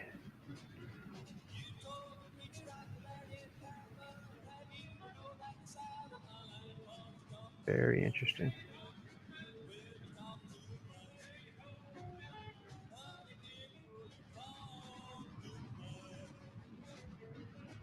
Well, I'm not going to let it get into orbit.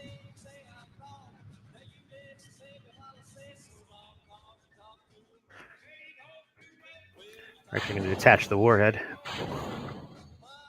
Oh, there isn't it detaching. Let it go back into the planet's atmosphere. I'm fast forwarding it.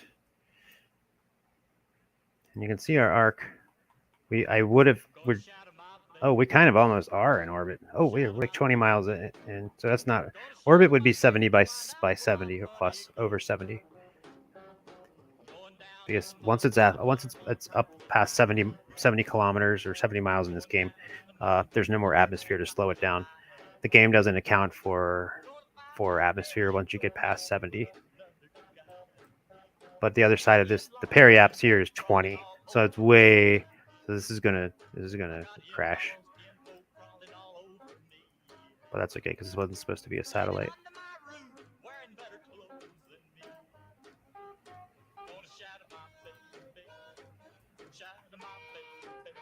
So it's just falling around the planet.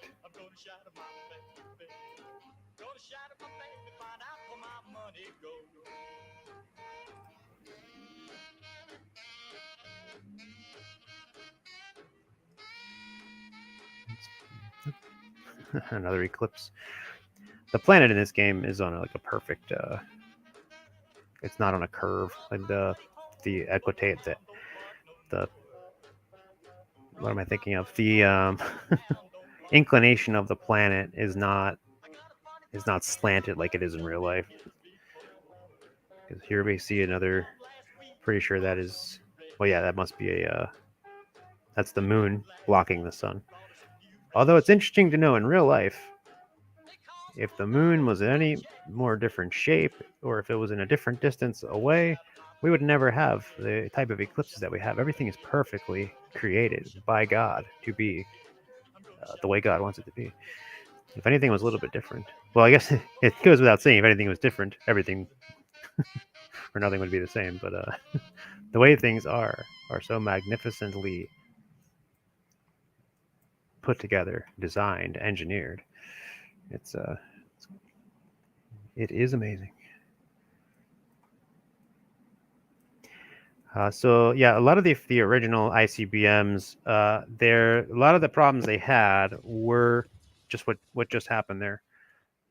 When they were returning into the atmosphere, they would just be destroyed upon re-entry. They had to design heat shields. They had to design re-entry vehicles in order to stop that from happening, so they could deliver a warhead.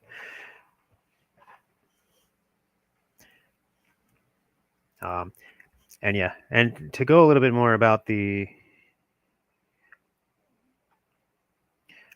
way that the different organizations in Russia, they had a bureau for rocketry, and it was just kind of the way it was run was you did what you were told. There wasn't really a lot of I mean, I'm sure there was creative people involved there, but there wasn't this. It seems to me there wasn't a lot of room for this spreading of ideas. Now the way the Americans did it is, you had one company in charge of the re-entry vehicle. You had another country in charge of the vernier rockets. You know what? Or another company, not country. But I forgot to add vernier rockets to this thing. Well, that'll be for next time. We are going to revert. Take care, Rich.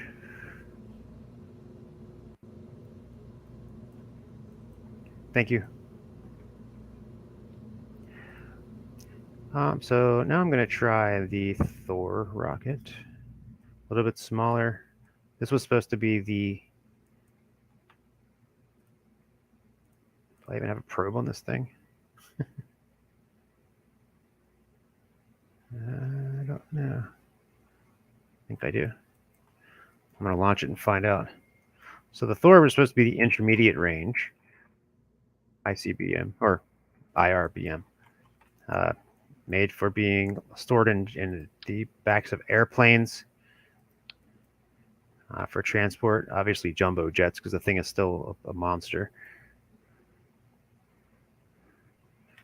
Let's see if we have any more information. So on January 28th, 1958. Yeah, now I'm not going to do every single one, just the fact that they had launched this thing at this point. Let me give it a guy there. Let's do it. Oh, there's no remote control, or yeah, all right. There's no way to control it. We're gonna have to fix that.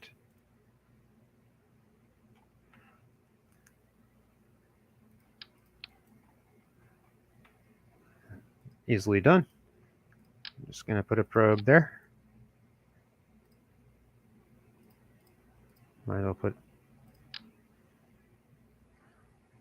batteries and a radio.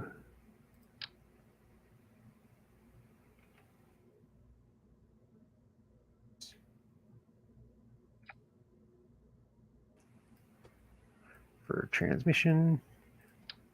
And then we're going to cap it off, and then I'm going to put it right down like that. And now we got control into that thing. I'm going to save that.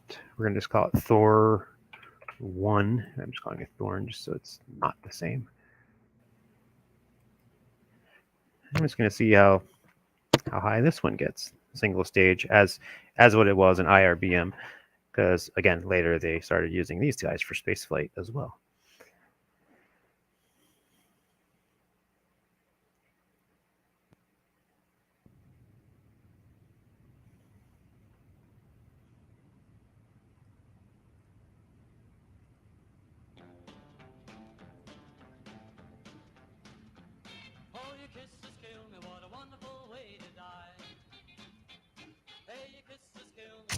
Oh. Okay. That engine is not... engine is not strong enough to lift the weight of that.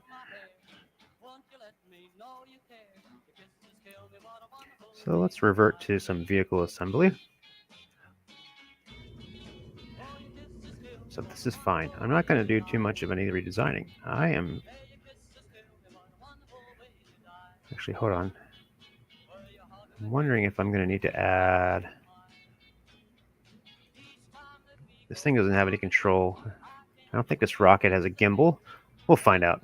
In any case, I'm going to shrink the amount of fuel this thing has by a lot.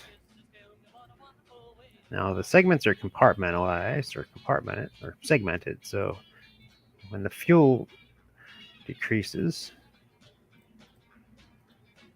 the weight is redistributed evenly. Suppose if it was all one giant tank, the thing would seriously become off balance. So it's good to keep the tanks, the fuel tanks, segmented like that. So let's see if how much of a difference that makes. See if I could at least get us off the ground. Again, I could have looked at the actual thrust to weight ratio. That's no fun. Let's just launch it.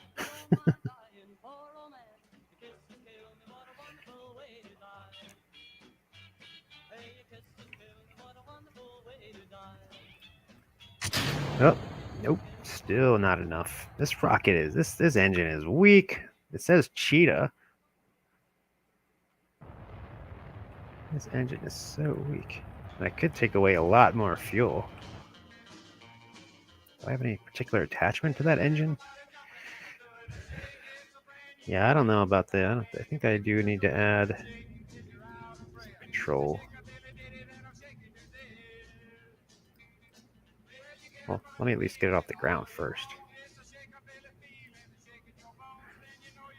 So this particular engine, whoopsie. Let's see, what engine do we got here? We have the Cheetah, which, oh, this is so weak. What did I get? This must only be meant for, yeah, this is definitely not meant for atmospheric launches. That's so weak. 52 kilonewtons of thrust at sea level, ASL. So we need a lot more than that. Should we use the swivel rocket? That's too small. So this is the Thor rocket. So it's not going to be anything too crazy. Yeah, we need something a lot bigger than what we got. I think we're going to have to go either skipper or skiff. Now we're not going to use that's too big anyway. Good. That's what I thought. That's too big.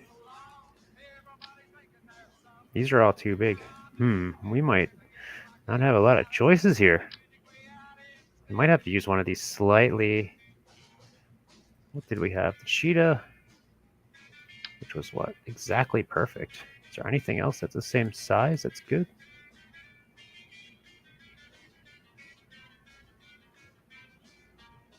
I don't know.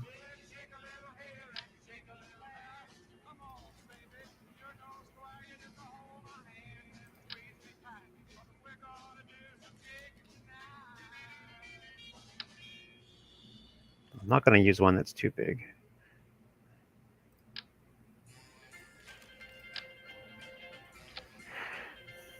The thing I'm not sure of is if the actual Thor rocket had a gimbaled engine or if it used Vernier thrusters.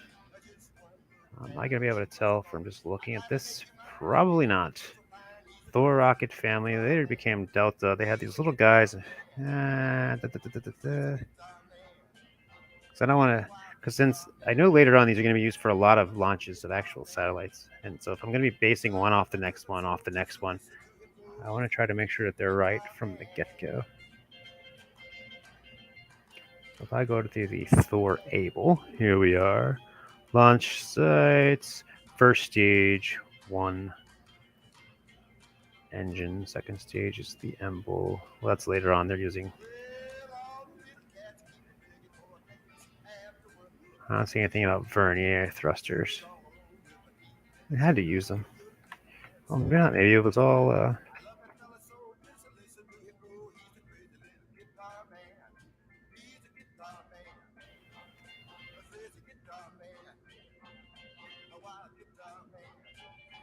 Well, I'll figure it out later.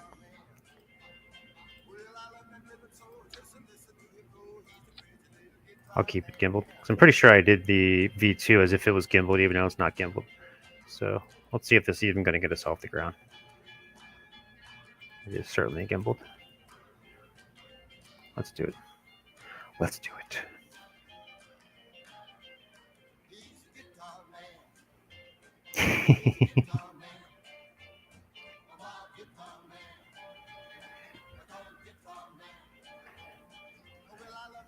Yeah, shoehorns and rocketry. Nice combination. Although one of the most spectacular explosions...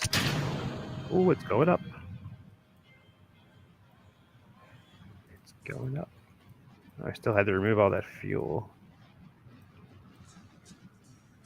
It's so slow.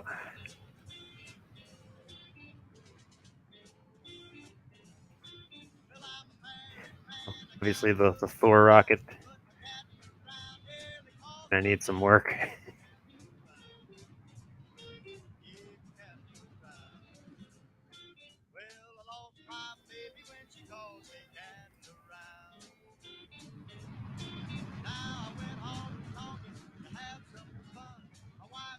Well, that engine's getting eaten away. I mean, the fuel's getting eaten away kind of slowly. So, probably get a respectable altitude with this thing. But again, the Thor was only supposed to be intermediate range missile. Kind of supplement until they could, well, if they needed to get quote unquote a quick deployment. And that they would have these things in Europe, and Italy, and Britain, ready to threaten their enemies. We're already up past the stratosphere.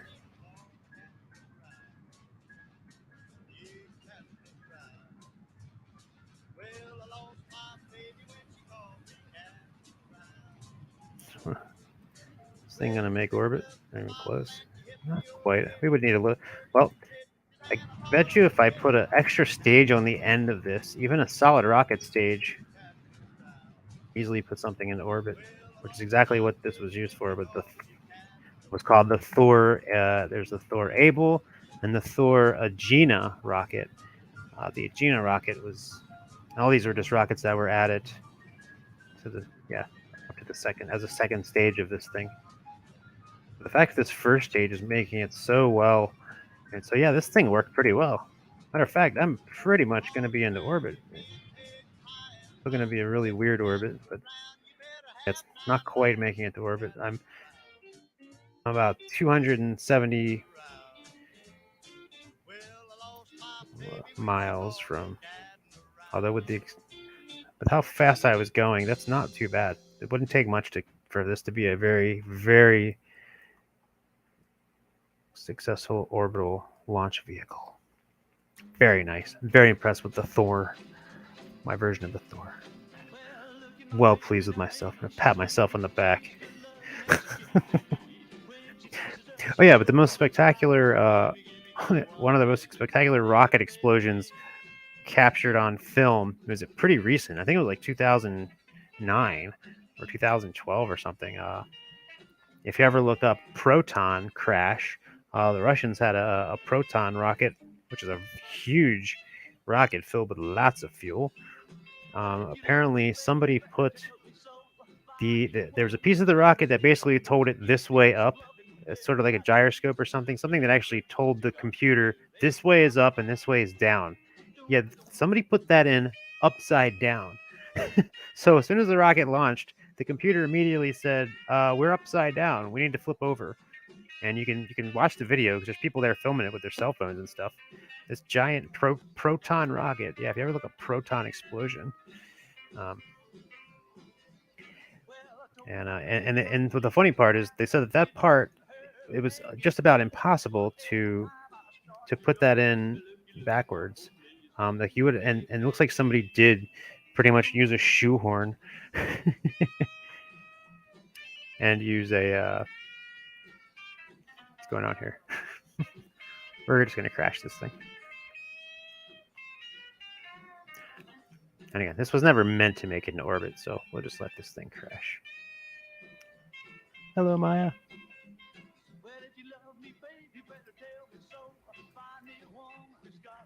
Curious of how much plasma we're gonna get. Oh, whoa, whoa, whoa! Very nice. Whoa.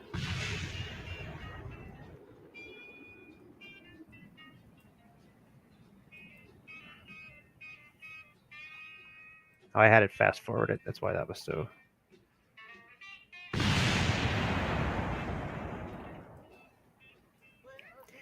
All right. Well, no little green squirrels were harmed, I'm sure.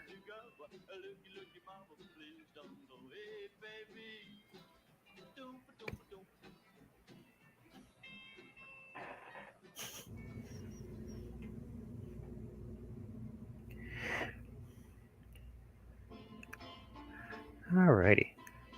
So, Thor rocket, intermediate rocket, Atlas. Okay, so moving on again. We had the Juno 1.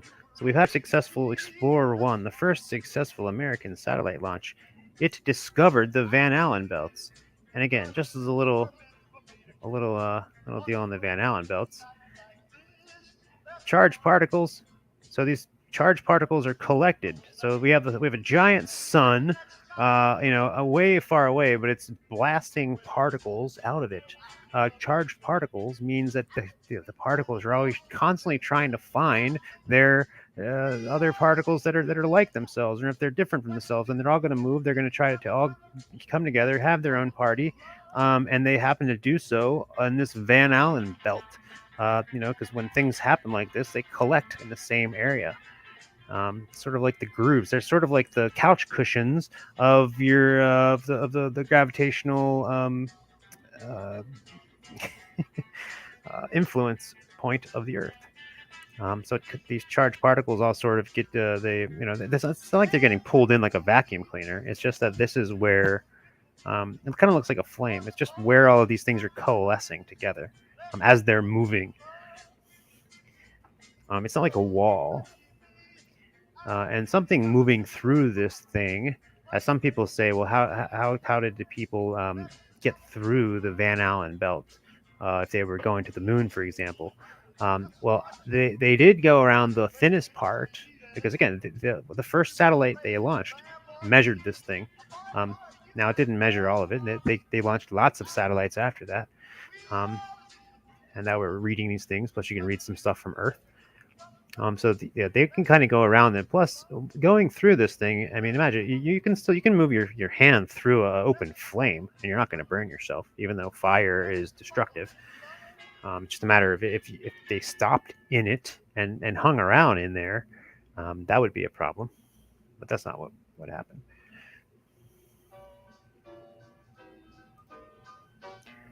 So we had Explorer 1. So throughout February, we had more. So these IRBM rockets were solid rocket stage.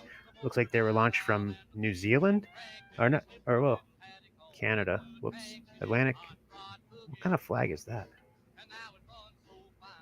That's, whatever. Not gonna. All right. So February 5th, we had Vanguard rocket. Oh, yeah, so I wanted to mess with the Vanguard. So that was the rocket that the U.S. Navy had. So remember, the Juno, which just launched the Explorer, that was the Air Force, because this is before NASA existed. Now, the U.S. Navy had their own version, which failed spectacularly to get a satellite into orbit, the Vanguard. Now, you can see here in February, 4 days after the Air Force got theirs into orbit successfully, the Navy tried again, and lost control of their thing 57 seconds after launch, using their test vehicle backup. Now, I did design a Vanguard Navy rocket, but again, because of the way this game works, I couldn't really get it perfectly to scale. But in any case, it's sort of the scale, but not, I mean, it's the scale with itself. So just for the fun of it, I'm going to try to launch this Vanguard rocket. Now, the Vanguard satellite was similar to the Sputnik satellite. It was actually way smaller, although I can't make this much smaller, so this is just going to have to look like what it looks like. Though I am going to put some of these dudes on here. Mine's going to look just like Sputnik. It probably won't make it, because this will be like the first time I've tried launching this thing. So yeah, the real Vanguard rocket, if you go to the Air and Space Museum in Washington, D.C., you can actually see the remains of the tiny little satellite that couldn't. That's good enough. I'm sitting there because when they tried to do it, when they tried to beat the Russians to it, it fell over, it crashed, and then the thing started beeping. So the satellite survived the explosion, just kind of as to add insult to injury. It started beeping, saying, "Hey, I'm over here." Like, it's supposed to beep from space to let all the people know that we're so awesome. Oh yeah, let's see how well my Vanguard does. So yeah, those were the first American satellites being launched: the Explorer satellites and the Vanguard satellites. Now, once the Navy finally did get their Vanguard successfully launched, that satellite is actually still in orbit to this very day. I don't know if they actually know where. I think they know it's in orbit mathematically, but I don't know if they can like detect it. It's obviously not giving off any signals. All right, let's. All right, well, we are at least moving upward. So we're gonna do. Whoa. Not that far. Now this thing doesn't have a probe core that gives me stability assist, so this is all going to be manual. Not a very high-tech rocket. But I am going to see if I can get into orbit. So I'm going to keep tipping it a little bit, again, so that our little looking at this, our little ballistic arc. Let's make those other ones invisible. Here's our ballistic arc. That's going to get larger and larger, and hopefully it's going to go over the curve of the Earth and make a circle, make a circuit, make an orbit around the planet. Oh, look at that. We are going faster than sound. We're pushing air molecules out of the way. I'm going to tip this over even farther. It's going to start heating up big time.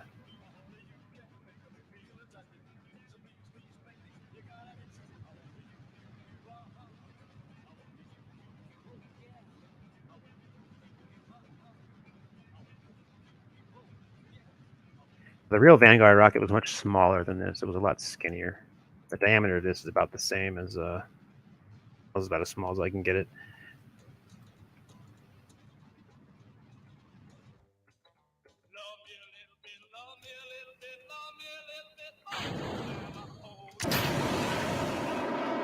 And I had to make this other little guy.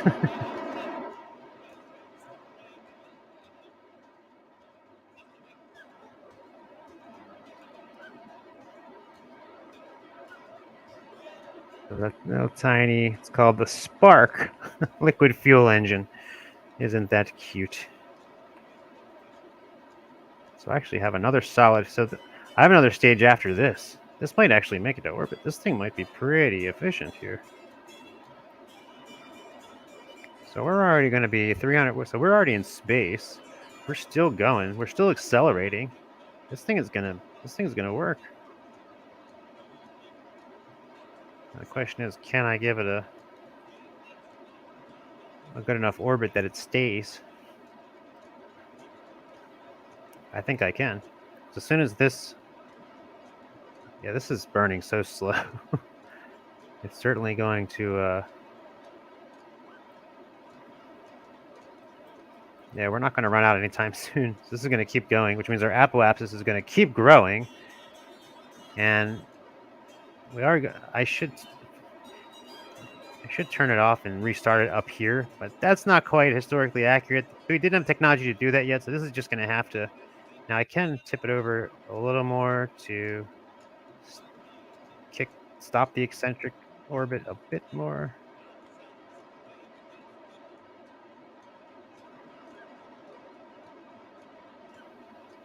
So again, I'm trying to counteract the apoapsis because our orbit is still growing, as you can see here. As soon as this arc reaches around the curve, we're in orbit, and that's about to happen. There it goes. As soon as those two meet, that's where we came from, that's where we're going. And circumferentially, those are about to meet. They just met. Now our periaps is still very small. Periaps is the lowest point. The periaps is growing. Now it's beyond. All right, we are in orbit. So this thing has orbited. So we have a Vanguard rocket. Just going to adjust this orbit a bit. All right, you know what? I'm going to keep it. So this didn't even need that much fuel. Matter of fact, I'm gonna ignore this second stage. Now, if I needed to send this to the moon, this thing would probably make it to the moon. Wow, because I have so much thrust left in this. That's a lot of all this rocket fuel that I have not spent. It's a lot of extra energy that can be used to make this thing go faster and thus increase its orbit, probably beyond.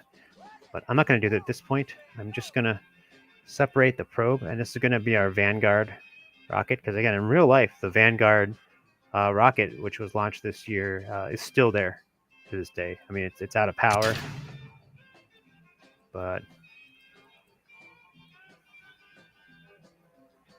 there we go. So I know that one works pretty well, too well actually, as far as the real one wasn't. But again, it's not to scale. Okay, so we've got another orbiting satellite.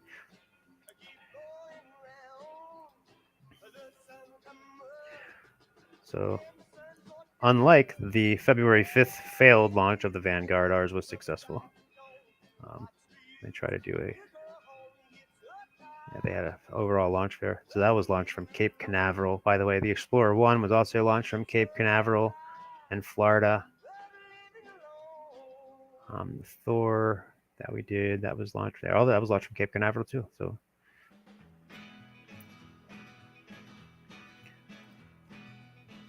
Later to be Cape Kennedy.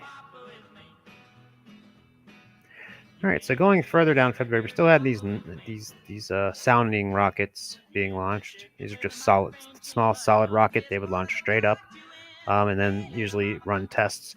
Or actually, this was auroral tests. So these were measuring solar rays, cosmic rays in the atmosphere.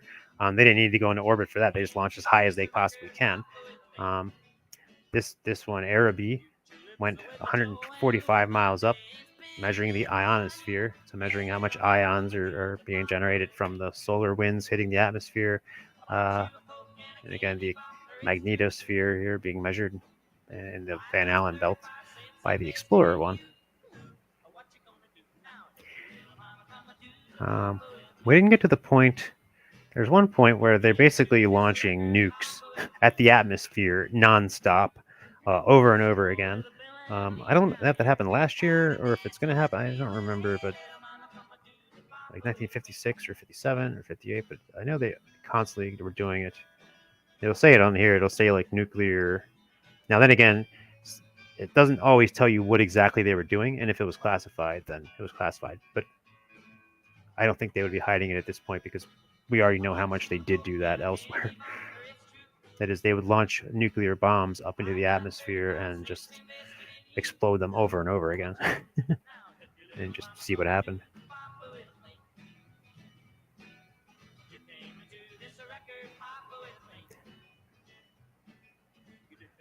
So February, more sounding rockets. There's another Thor launched. We know our Thor is pretty good. I'm not going to mess with the Thor again. Well, here's Explorer 2. Failed to ignite. So that was again on a Juno rocket.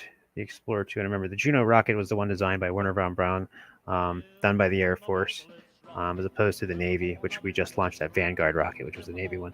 Oh, here's the march.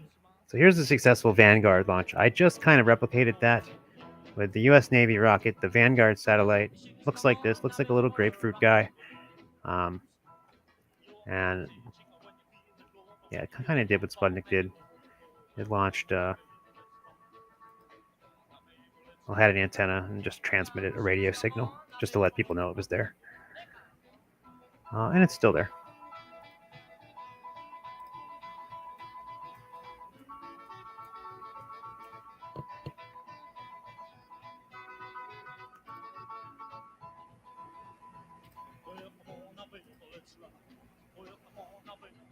I'm going through March.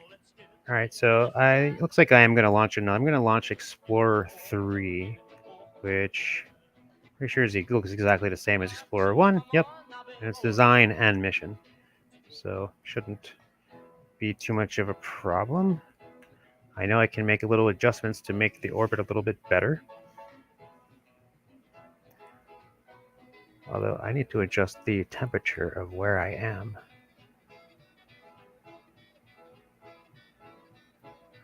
Now here's interesting. It's like we have, in April, we have Australia getting involved in some space program stuff. The Woomera Range Complex. Interesting. The Skylark 1. So it's British sounding rockets. So yeah, it's like the British were launching some stuff up into the sky at that point too. And you can see all these American launches. Polaris, suborbital, Thor, Able. They carried a mouse named Mia into space. And they took a Thor rocket and then they put an Able, a smaller rocket on top of it. That's what it looks like. Looks kind of silly, but I think I'm gonna try to do that.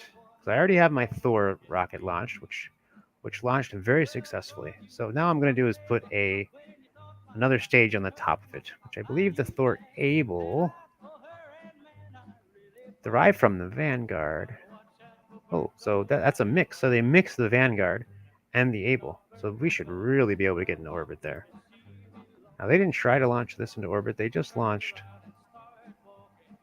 Did they try to get into orbit? No, it was a suborbital launch. They carried a mouse named Mia. I don't think it went well for the mouse. Okay, so our next scheduled launch is going to be Explorer 3. And then I'm going to launch a Thor Able rocket, the maiden flight of the Thor Able. So that's a Thor IRBM, so Intercontinental Ballistic Missile Thor, converted into a launch vehicle and mated with an Able rocket, which is a derivative of the Vanguard Navy rocket that we also just launched. So at this point, these guys are all getting together. And I think this speaks to the efficiency of the way the American system worked, where you had these different companies contracted out to do these different things and get together. Now, that obviously had its drawbacks, but as opposed to having a monolithic process happening from just the top down, where if something went wrong, stuff was really going to go wrong, but you're probably not going to hear about it for a while. And as time goes on, you can see, because the Russians are the first one to get somebody there to get a satellite into space, and they're the first one to get a man into orbit. They're also the first one to have some pretty heavy casualties. And then once the Americans finally get their traction going, there's no stopping them. Because at that point, they've been slowly building up their multitude of different organizations doing their thing.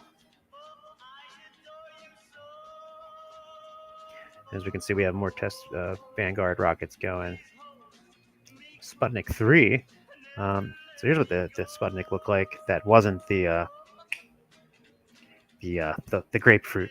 Sputnik 2 and Sputnik 3 looked like this. You kind of think of it like a giant walk-in refrigerator in there to try to keep, because inside of this thing they had animals. They had cameras where you can actually watch the animals in there. I'm sure the animals were heavily drugged. Now again, the Soviets used dogs. We just strapped monkeys in there into ours.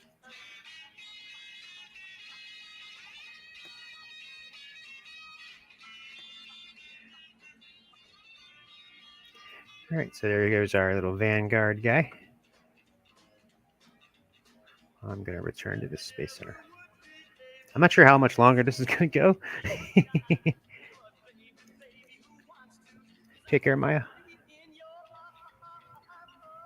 It'll definitely have to end at 5 when I have a Bible study at the Superior Word.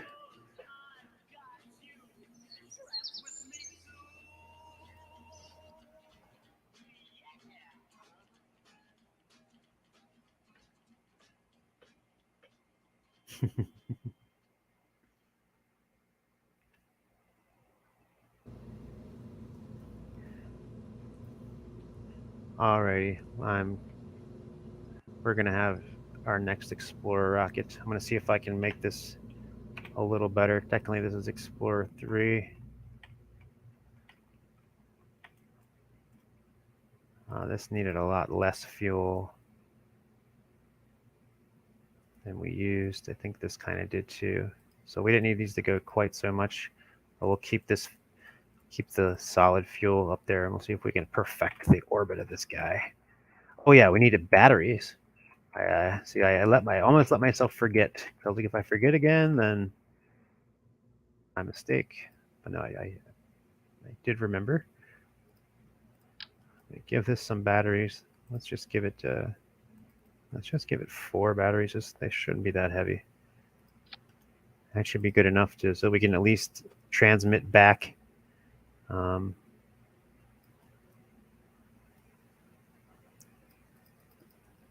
successful flight.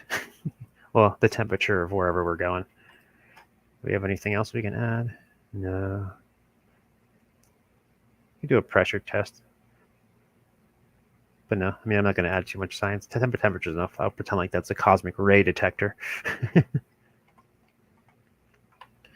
All right, the Explorer 1. So I've adjusted the fuel of the second 2 stages, and I've added battery to the probe. Other than that, it's the exact same probe. Now I should be able to get some better science. Or any science at all, because the last one, the battery died before I could do anything with it. All right, there we go. So we're going to launch this guy up.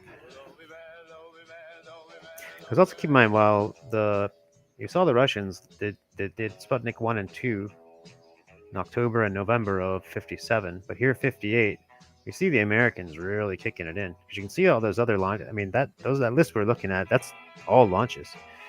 Because we seemed like we had an idea of which, like, there weren't like secret Russian launches. That I'm sure it's possible, but we have launches that Russia did that we don't know what they were. And at the time, for the public, that Russia didn't really name the stuff until it was successful. So there's a lot of speculation. For example, the first manned space flight, the Vostok 1, that only became Vostok 1 when it was successful. So technically, there could have been other Vostoks that weren't successful, i.e. somebody died in it that we didn't know about. But then when they told the public, oh, it's Vostok 1, then the public is to assume that's the first one they even tried. They usually didn't. Now, there's different... there's different stories involved with that. Because obviously, if one of their hero cosmonauts died, the public needed to know about it. And they did have some tragedies. But we're not quite there yet. We're still at the point where we're launching just things into space. Radios and cameras and cosmic ray detectors and mice and monkeys and dogs. And I'll be right back.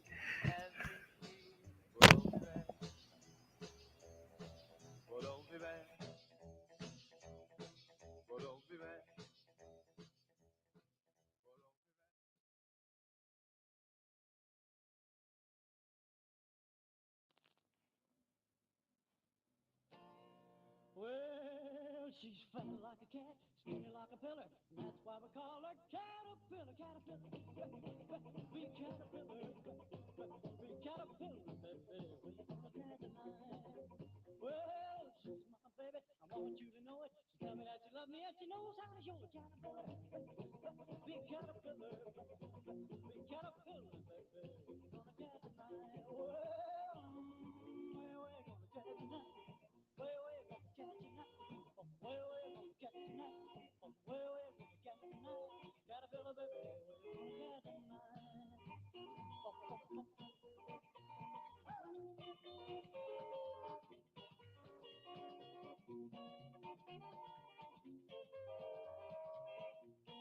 Well, she don't ever run and she don't ever walk, but she can rock and roll on a 40-inch log. Caterpillar, big caterpillar, big caterpillar, baby. Well, she likes to dance, she likes to bop, but you better start running when she blows her top. Caterpillar, big caterpillar, big caterpillar, baby. Gonna get tonight. Cause she's fat like a cat, skinny like a pillar, and that's why we call her Caterpillar, Caterpillar. Big caterpillar, big caterpillar, baby. Gonna get tonight. Well, we're gonna get tonight. Well, we're gonna get tonight. Well, we're gonna get tonight. Well, we're gonna get tonight. Caterpillar, baby, we're gonna get tonight, night. We're gonna get tonight. We're gonna get tonight.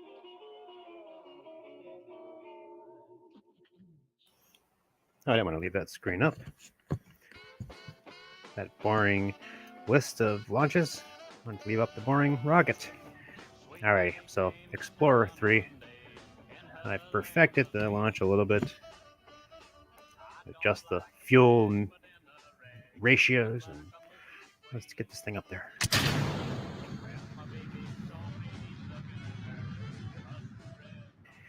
At some point, they do a polar launch.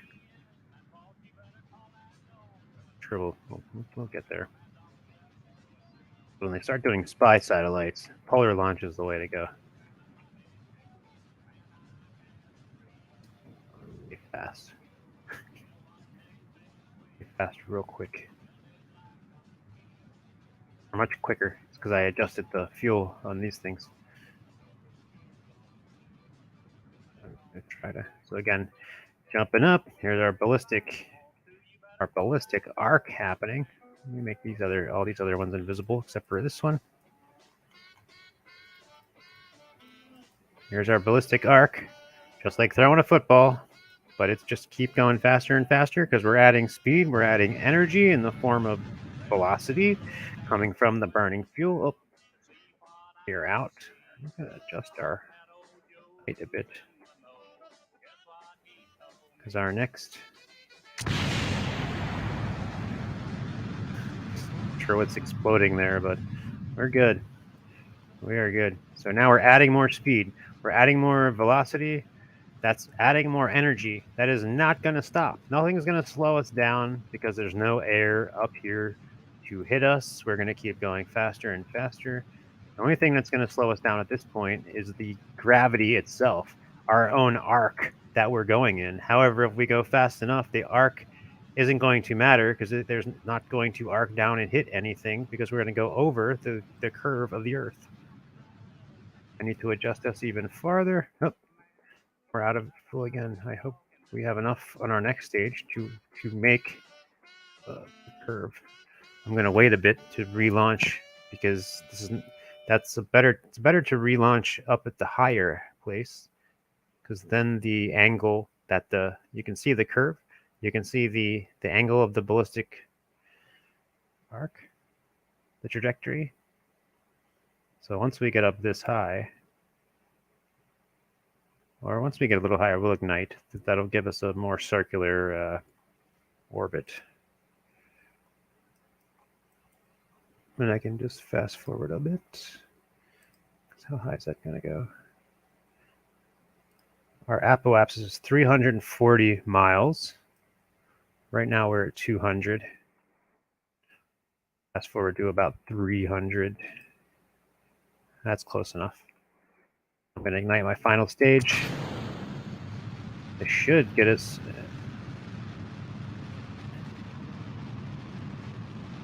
Oh no, I don't know if we're going to make it. Are we going to make it? Ah, so close. Not quite close enough. We're at 350 by 19 miles. Ah, oh well. Look at that. That's very close. So the problem is we're still dipping into the atmosphere on our arc.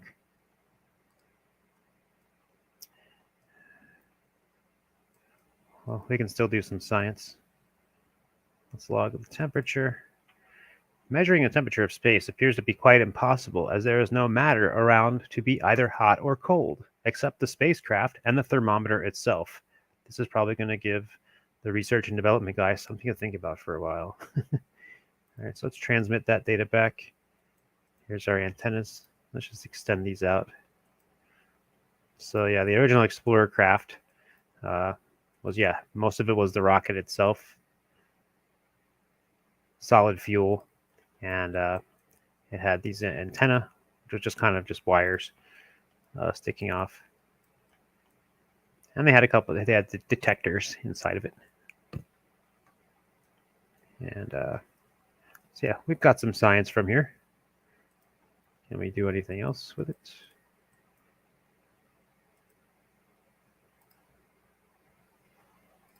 Transmit again.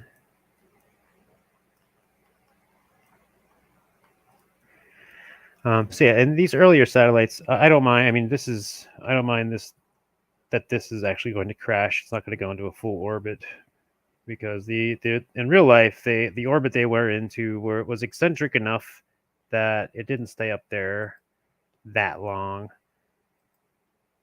I think they still had yet to figure out the best way to get their satellites into a nice circular orbit. So they kind of worked with what they could do. So that's why, I mean, most of these first satellites were in very wobbly orbits, an eccentric orbit. Now, the eccentric orbits did have their uses, though. So again, you had the different angles that you were coming in at, and also the different speeds.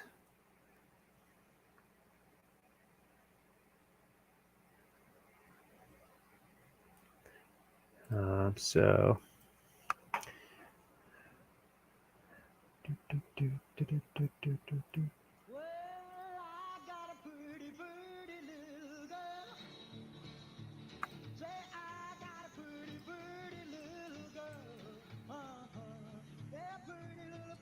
so we can just pretend like that guy's just going to stay in orbit. I'm going to return to the Space Center.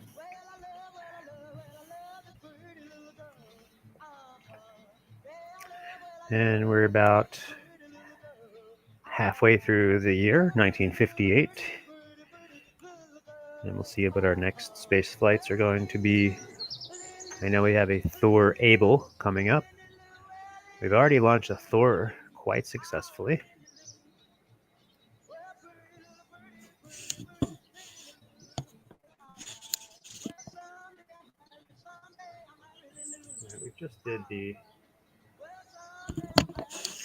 I just did my Explorer 3. So their Explorer 3 actually crashed in June 27th. So that was launched May 26th.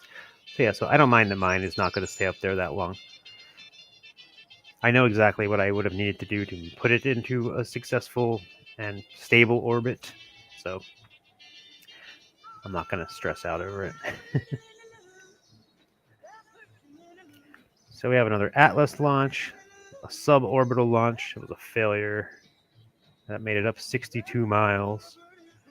Then we have more, let's see, more of these sounding rockets. We have a British launching their own sounding rockets, yes. And then, all right, so now we have the Thor Able. So again, we have the normal Thor, and then we have the Able rocket, and they launched a mouse. How high did it make it?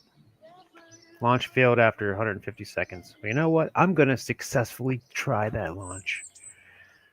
Now, I got to remember the Thor Able. Second stage, let's see. First stage, I already have that. That's the Thor itself with liquid oxygen. The second stage, also liquid oxygen. And then the final stage is solid. So I believe this actually is the same thing as the second stage as the Vanguard. Here's the Vanguard rocket. That was the Navy rocket that kept blowing up. And then eventually the Explorer 1 was the first one to make it to space and not the Vanguard. But the second, I think this, I better make sure. I'm pretty sure that the second stage of the Vanguard is the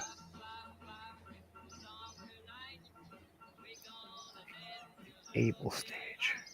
Is the second stage of the Vanguard cutaway. Yeah, that's what I was just thinking. Okay, that's what it says. Which means, so here's what it's going to be. It's going to be a Thor rocket. So let me load that up. Now, what were they trying to do with this mouse? I guess they were just trying to, I bet you they were trying to just retrieve it alive. So they're probably trying to see what being weightless did to a life form. Because at that point, they didn't know. So they're probably going to have this mouse float around and just kind of just do tests on it when it got back. But I know on the real life one, I don't even think they found the mouse. I don't think they found the payload. Or you know what? It exploded, so I have no idea. A bunch of them failed, so I might be getting them mixed up. The mice didn't fare well. I know that.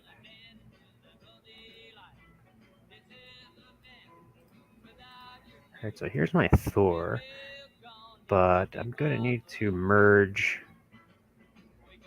this with the Able. So you know what? I need to get my Vanguard up, actually. So I'm going to need to split apart the Vanguard. So I only need the second stage and up. That's going to look weird, but that's what it's all about.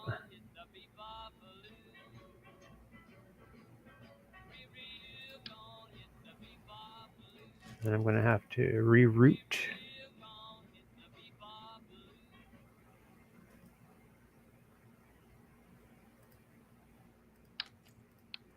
All right, this is going to be, so that's what's called Able.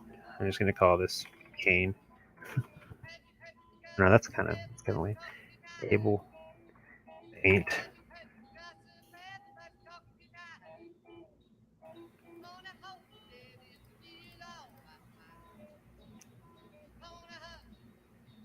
All right, so I've just saved the ain't instead of the able. I don't know why. I think that's funny.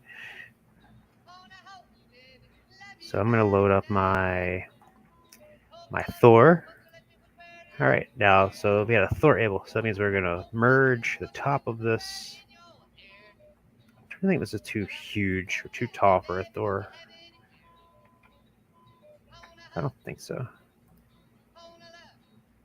Well,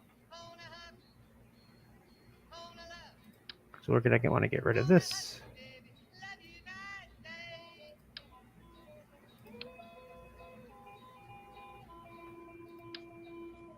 And merge. I'll save. Where's the ain't? Just saved. Merge the ain't on top of that. Huh. How about that?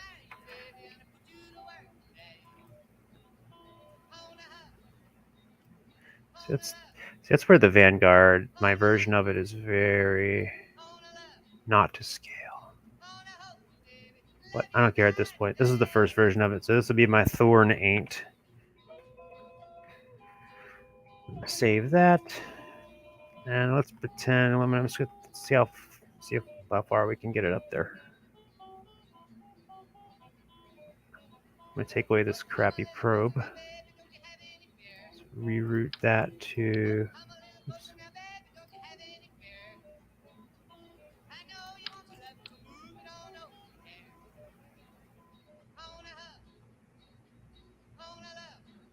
I don't know.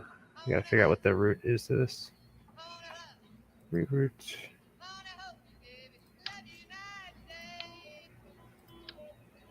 All right, that should be good. Or no, I want this to be rerouted to this. That way I can remove it.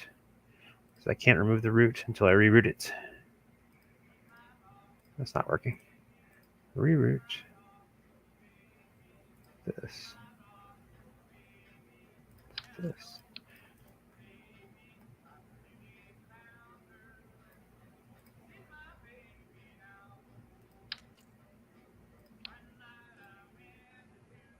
I might just leave it. Just say reroute that to this.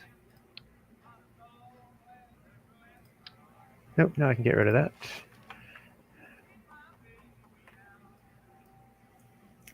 Now I'm going to add, well, doesn't matter too much. There's no way to simulate having a scientific payload with a mouse in it. So I'm just going to put that probe core. And I'm also going to put, that's, actually, you know what? I'm going to put that big old science module, because I know the original Thor Able had this really bulbous looking thing. So I'm going to put that science thing on top of there, as if that's the mouse payload. And I'm going to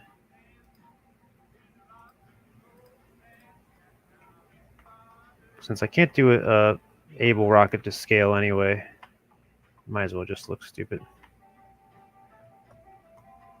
Well, I don't know, because I can still put the containment queue. Nah. I'm just going to use the containment queue. I don't want to start going all whacked out yet. You know what? We'll just put a box. We'll just say the mouse is in the box. There we go. And I'm going to put a parachute, and we're going to be like, hey, we want to get that mouse back. We'll put a radio on the box. Is that going to work? Oh. None of those are going to work, because we need to put the parachute on there. Where's the parachute? Down here, cargo.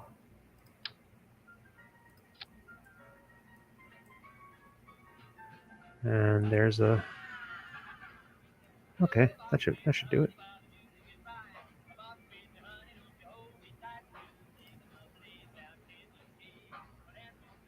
Alrighty.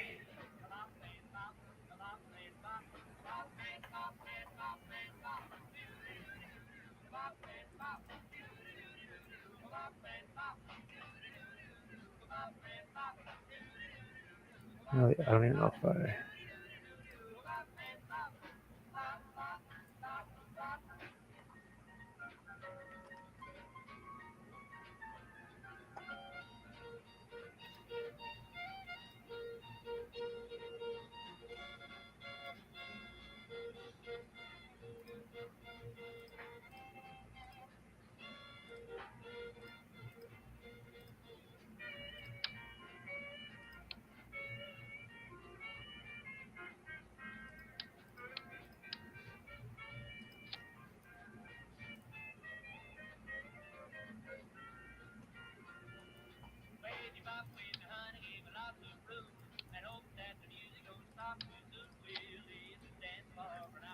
All right, a quick rerouting to the main probe. And I am going to just give it a rudimentary fairing. That's so bad. That looks so stupid. I should have left it the other way. It doesn't matter. It's supposed to be a failed launch anyway.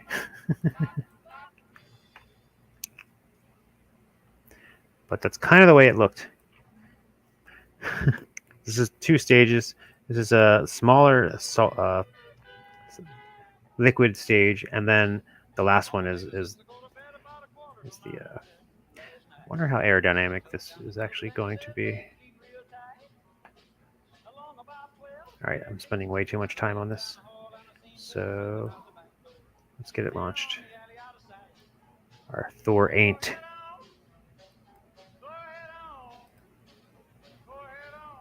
We gotta make sure our staging is right. First engine launching.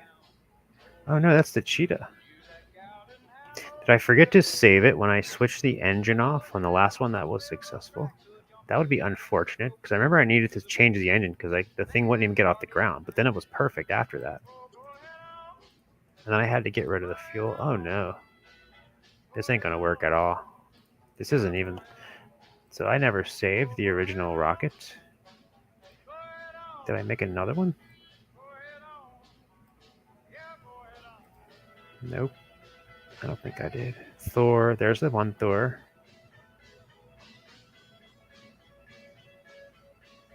That's all that was done with it.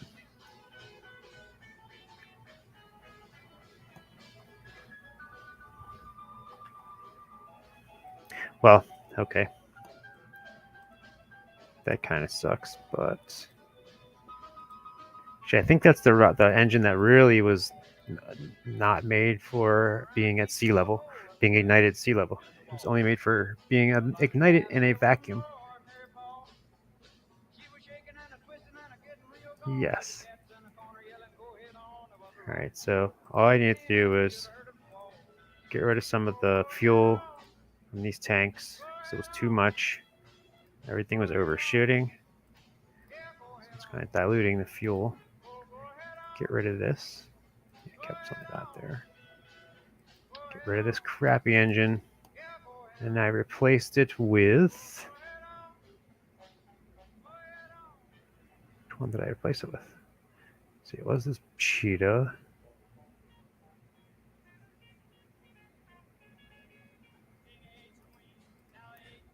Is this all the engines?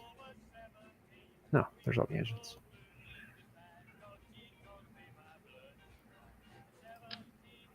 That's a little too big. Which one did I use? I think I just used the swivel. Or no, what was the size on these? Nope. Skipper. Nope, that's too big. There should have been one that was just the same right size. I'm really disappointed that I can't remember which one that I was using. I think it was the skiff. Oh well, it'll be the skiff. I believe I can change that. And move this up a bit.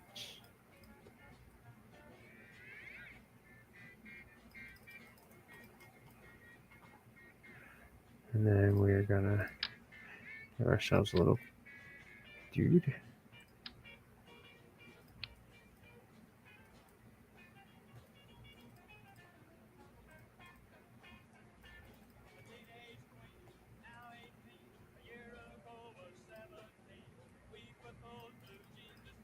I'm still wondering about veneers. Let's see what happens. One. Oh man, we got to get our other staging going. That's going to go. And then we're going to get this rocket's going to go off. And we got to get a separation happening from right here. After that, these guys are going to go. So we're going to switch that staging. And that's next.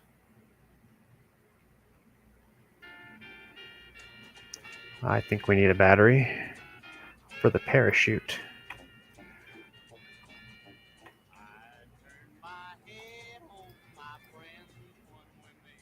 It's gonna be nice if we can just get something back from space. The first time in the game, and because I'm in career mode playing the game.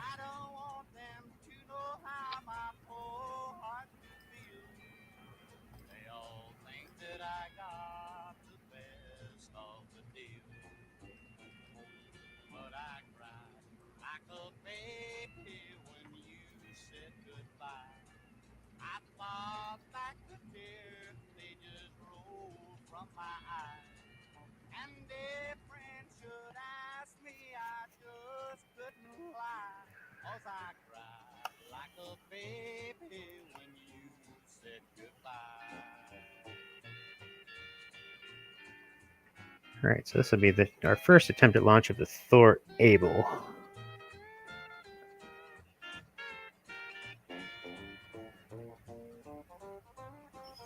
Later on, there are lots of more Thor.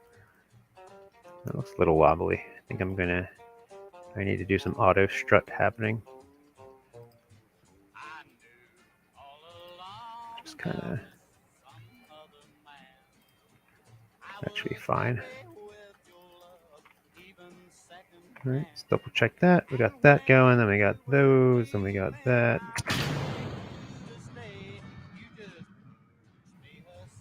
Oh boy. I don't know if I got rid of enough fuel.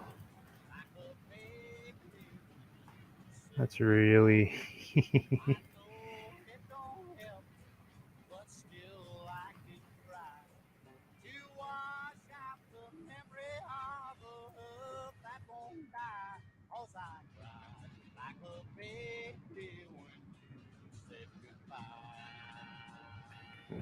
flying in that other direction for some reason. Off balance for some reason. Okay, we're still able to control it.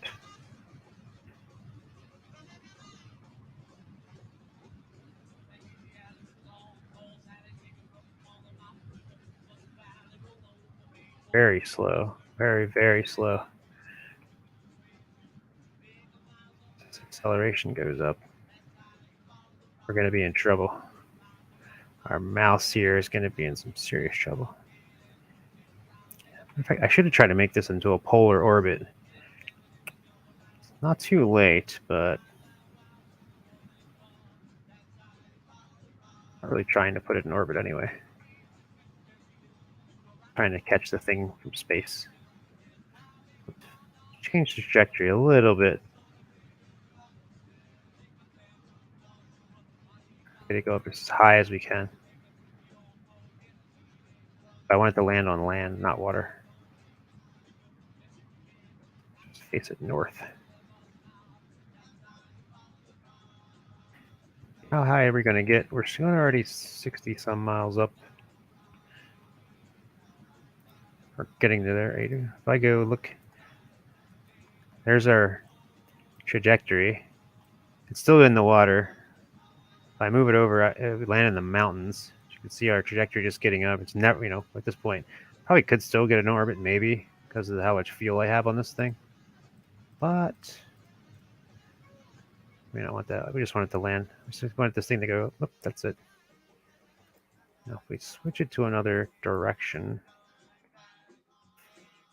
face it this way. Still a whole other stage of this. Oh boy.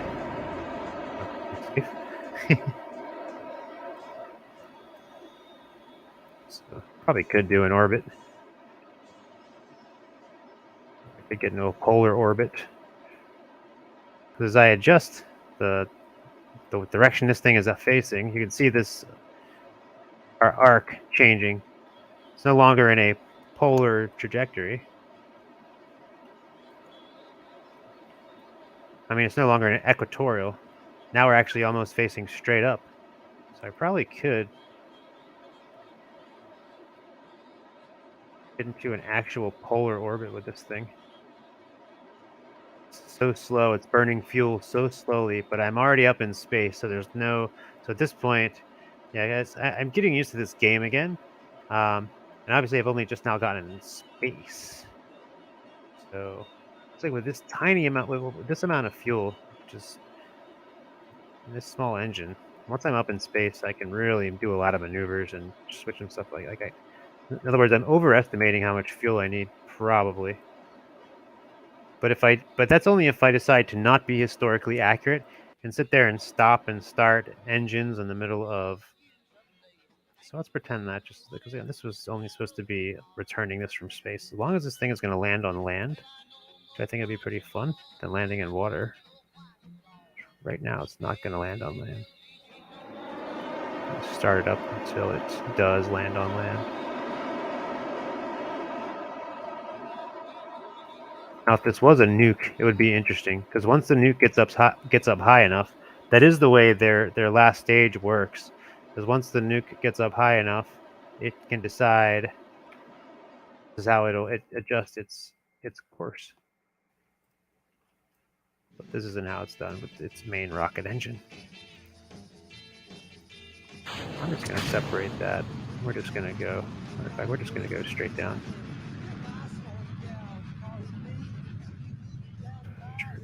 Ending in daylight.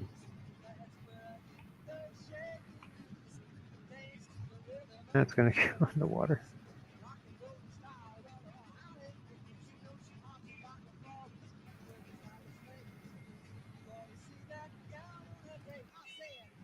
Actually, yeah.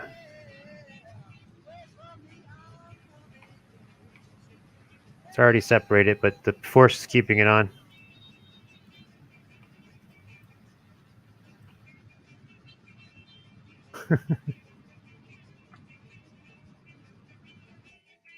Yeah, there we go.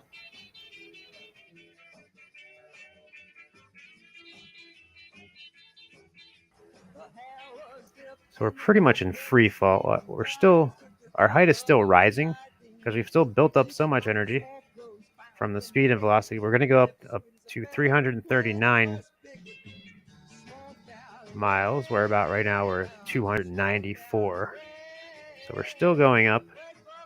But we'll start going back down because remember, when we're going up, what's going up's got to come down. So here's our arc. Here's our ballistic arc. We launched up here, and we're still going to go up. We still have a little bit higher to go before we fall all the way back down here. So, and we're going to have to fall all the way back through the atmosphere because we're going to be about 300 miles up. So we're about as high as to where the International Space Station orbits the Earth. Now we're not going that fast. We're not going fast enough to be orbiting. Because remember, in order to be in an orbit, you need to have been going really, really, really, really fast, like multiple times faster than what I'm going right here to just go up and down. Let's fast forward it a bit.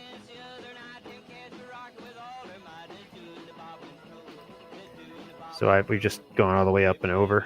I fast forwarded it. And we're going to land right back through the atmosphere. We're still 130 miles up and falling down.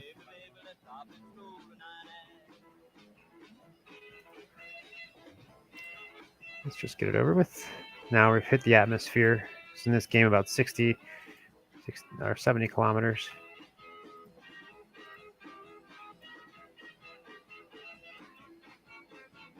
I'm going to set the altitude of this parachute to really low, like 300. Assuming this thing doesn't get destroyed. Matter of fact, there's no heat shield on this, so yeah. And right now we've lost, I can't control it. Oh, okay. Well, it burned up in the atmosphere. So there goes our mouse.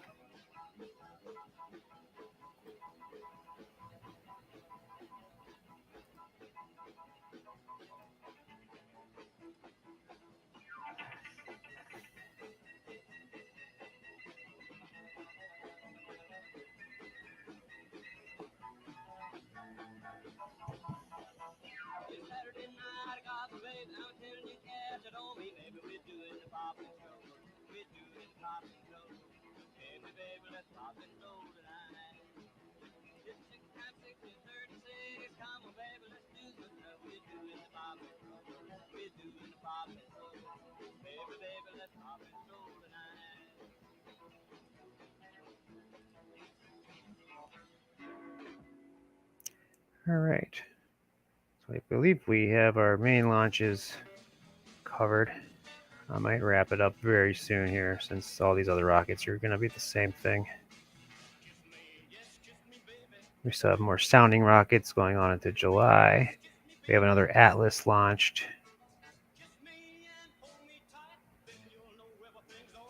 More solid. Explorer 4, about the same thing.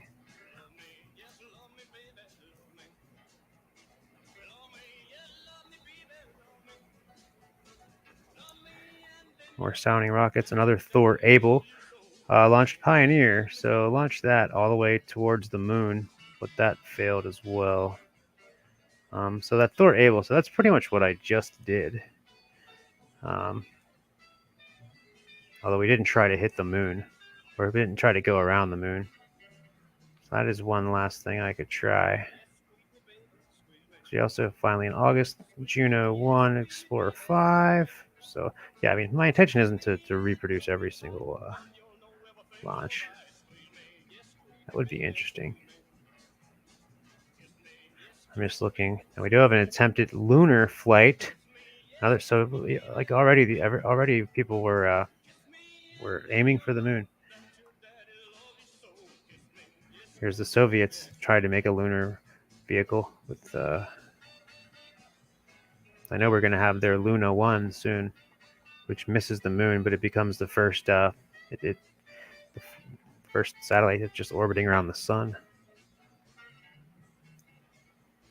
Pioneer 1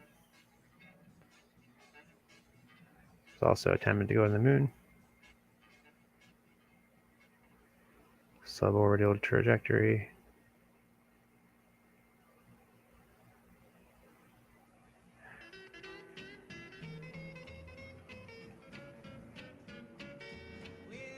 I think we might be Pioneer 2 fails. To December. Another lunar probe fails. Pioneer 3 fails. More rockets, more Thors, more Thors. So this Atlas launches the first communications satellite called the Score on an Atlas. That's interesting. Low Earth orbit.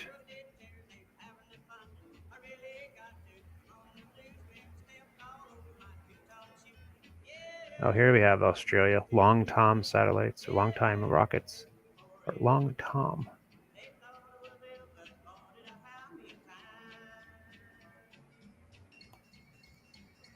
Interesting. I wonder what the Score... Well, the Score communications satellite. Signal communications by orbiting relay. World's first purpose-built communications satellite. Launched on board an American Atlas rocket December 18th, 1958. Very interesting.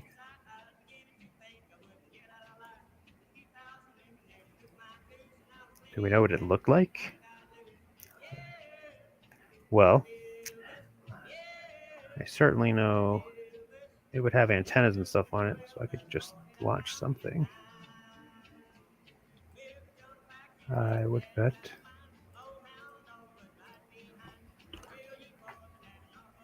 Probably is pretty simple. Just a couple of radios.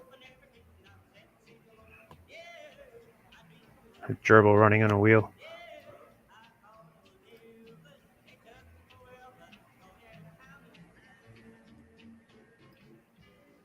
Oops, I didn't want to hit tracking station. Yeah, I should be winding this down about soon. Maybe I'll just do one more. I'll just do that Atlas, which will be the Score satellite launch, which is the first multi-purpose communications satellite. Let's get out of that facility.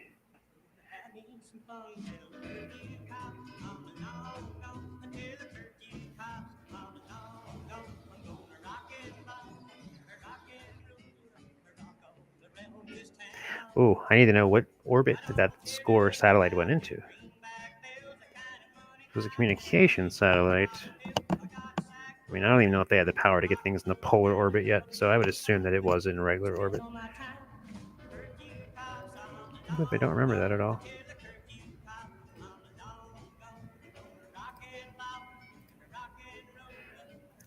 A purpose-built, not multi-purpose, but purpose-built communication satellite. Launch it. We have the orbital paradegree, inclination of 32. I mean, I'm doing all equatorial 0-degree inclination, but this thing was in a 1,484 kilometer by 185. So this thing was in a mad eccentric orbit, so that's fine. I can do that. we're going to go back to our Mr. Atlas.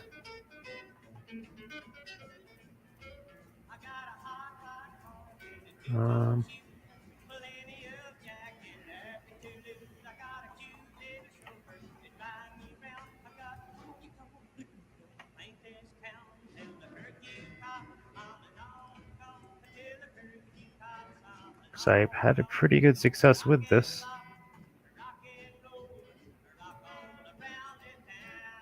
Let's add a antenna. Oh, tell you what, let's just. Oh boy.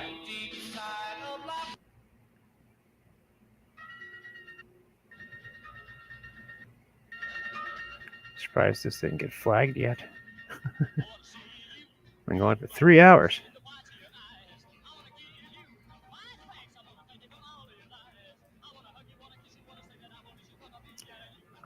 This is needs a separator. Separate this. This is going to be our little communication satellite.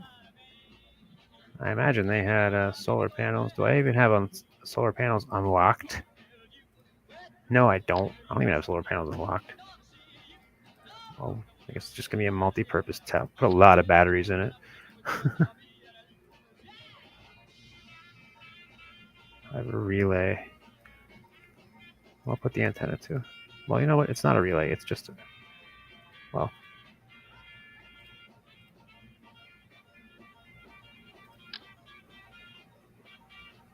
Oopsie.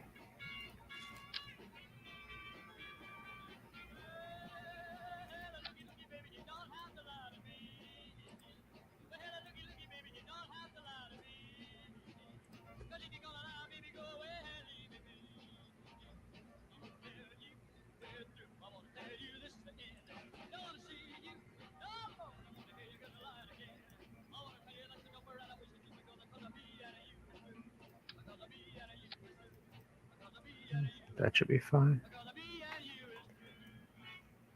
All right, Mr. Fatless, we're going to put this thing in some crazy orbit, some groovy orbit, daddy-o.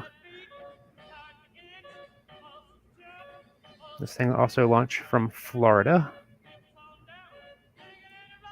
The SCORE satellite. Geocentric orbit. Cape Canaveral. On an Atlas B.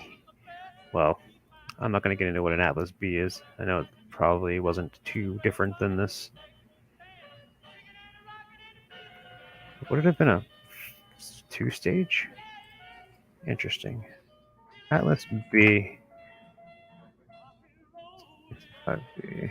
No, it's just a single stage. It's one giant fat rocket.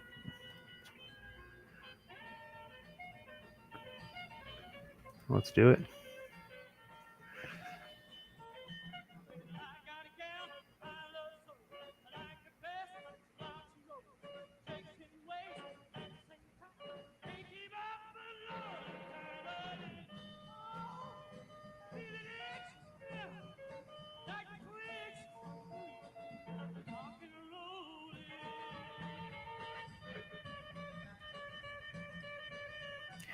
Okay.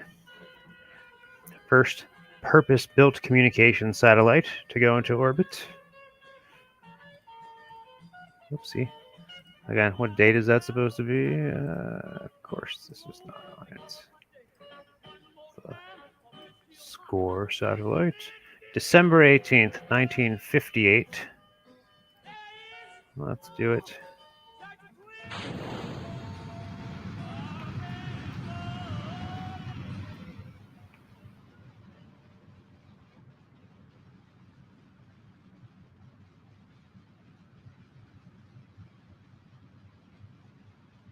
I wonder if I should do inclinations. I don't think I would really need to, but you know what?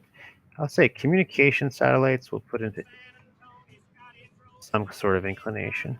So we'll just put a little bit of inclination on here.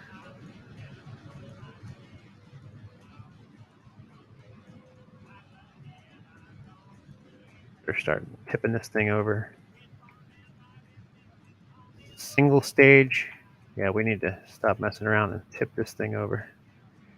This is going to make it to any kind of orbit.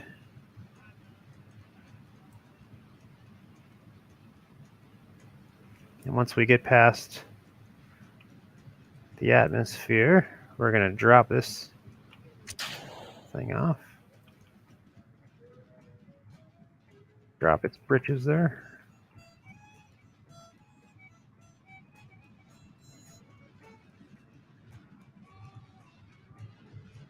I forgot to put vernier thrusters on this again. It would have been so cool to have vernier thrusters. Oh well. I'll remember next time. That'll be the fatless C. I'll just see if this thing can actually get into orbit.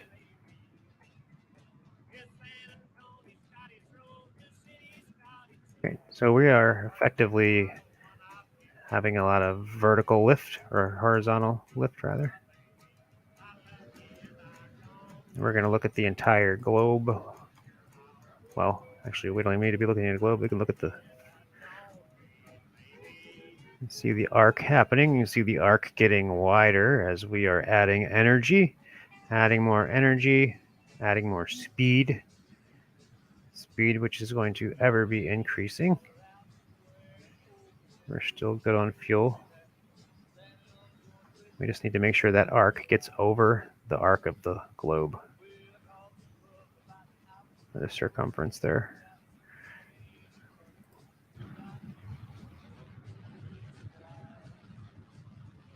What's our apoapsis? We're still not quite high enough to... we're not going that fast yet.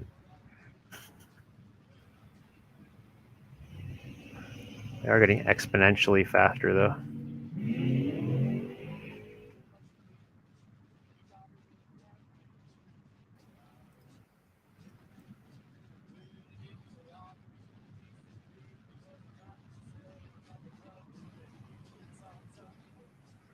Because we're just staying at right about this altitude, that's why we're still staying just enough to be burning up or getting this plasma effect. We're reaching it. We are getting there. There we go. Now our other side of our orbit is now matched up with the rest of our... there we go. Now the other side is really high because we're going way too fast. I can actually slow it up now for a second because I don't want to...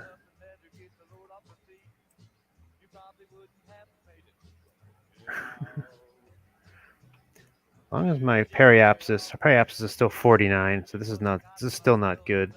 So again, my acceleration got way too fast.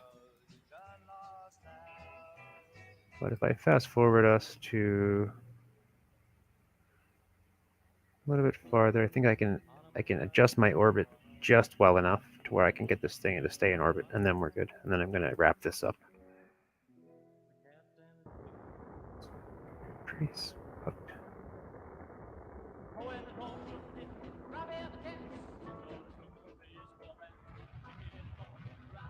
Out leaving.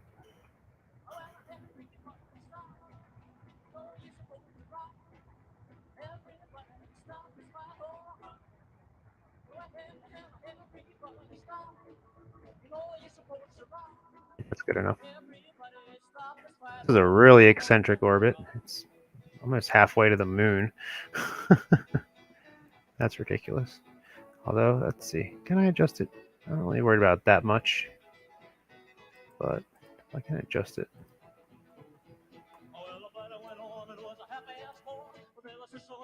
Retrograde.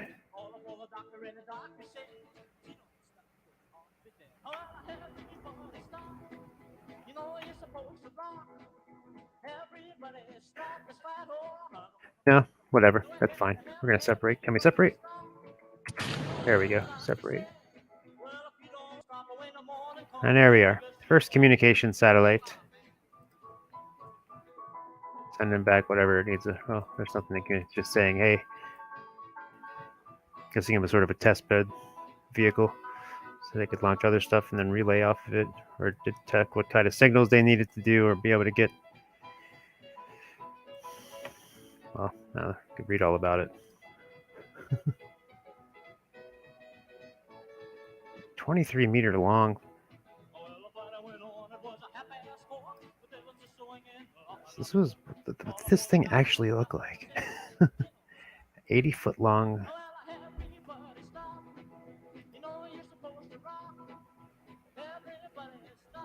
That's weird. Anyway, that's good enough.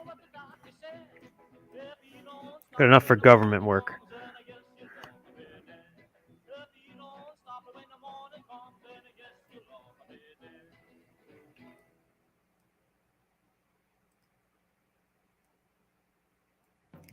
Let's get real far.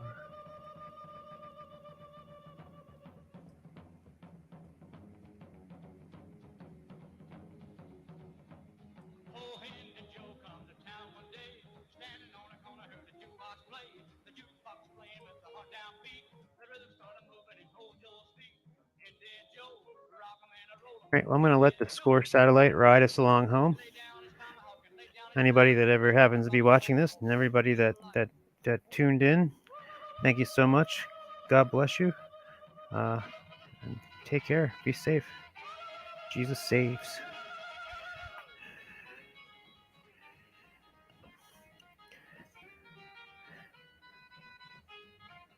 Love you, Jim.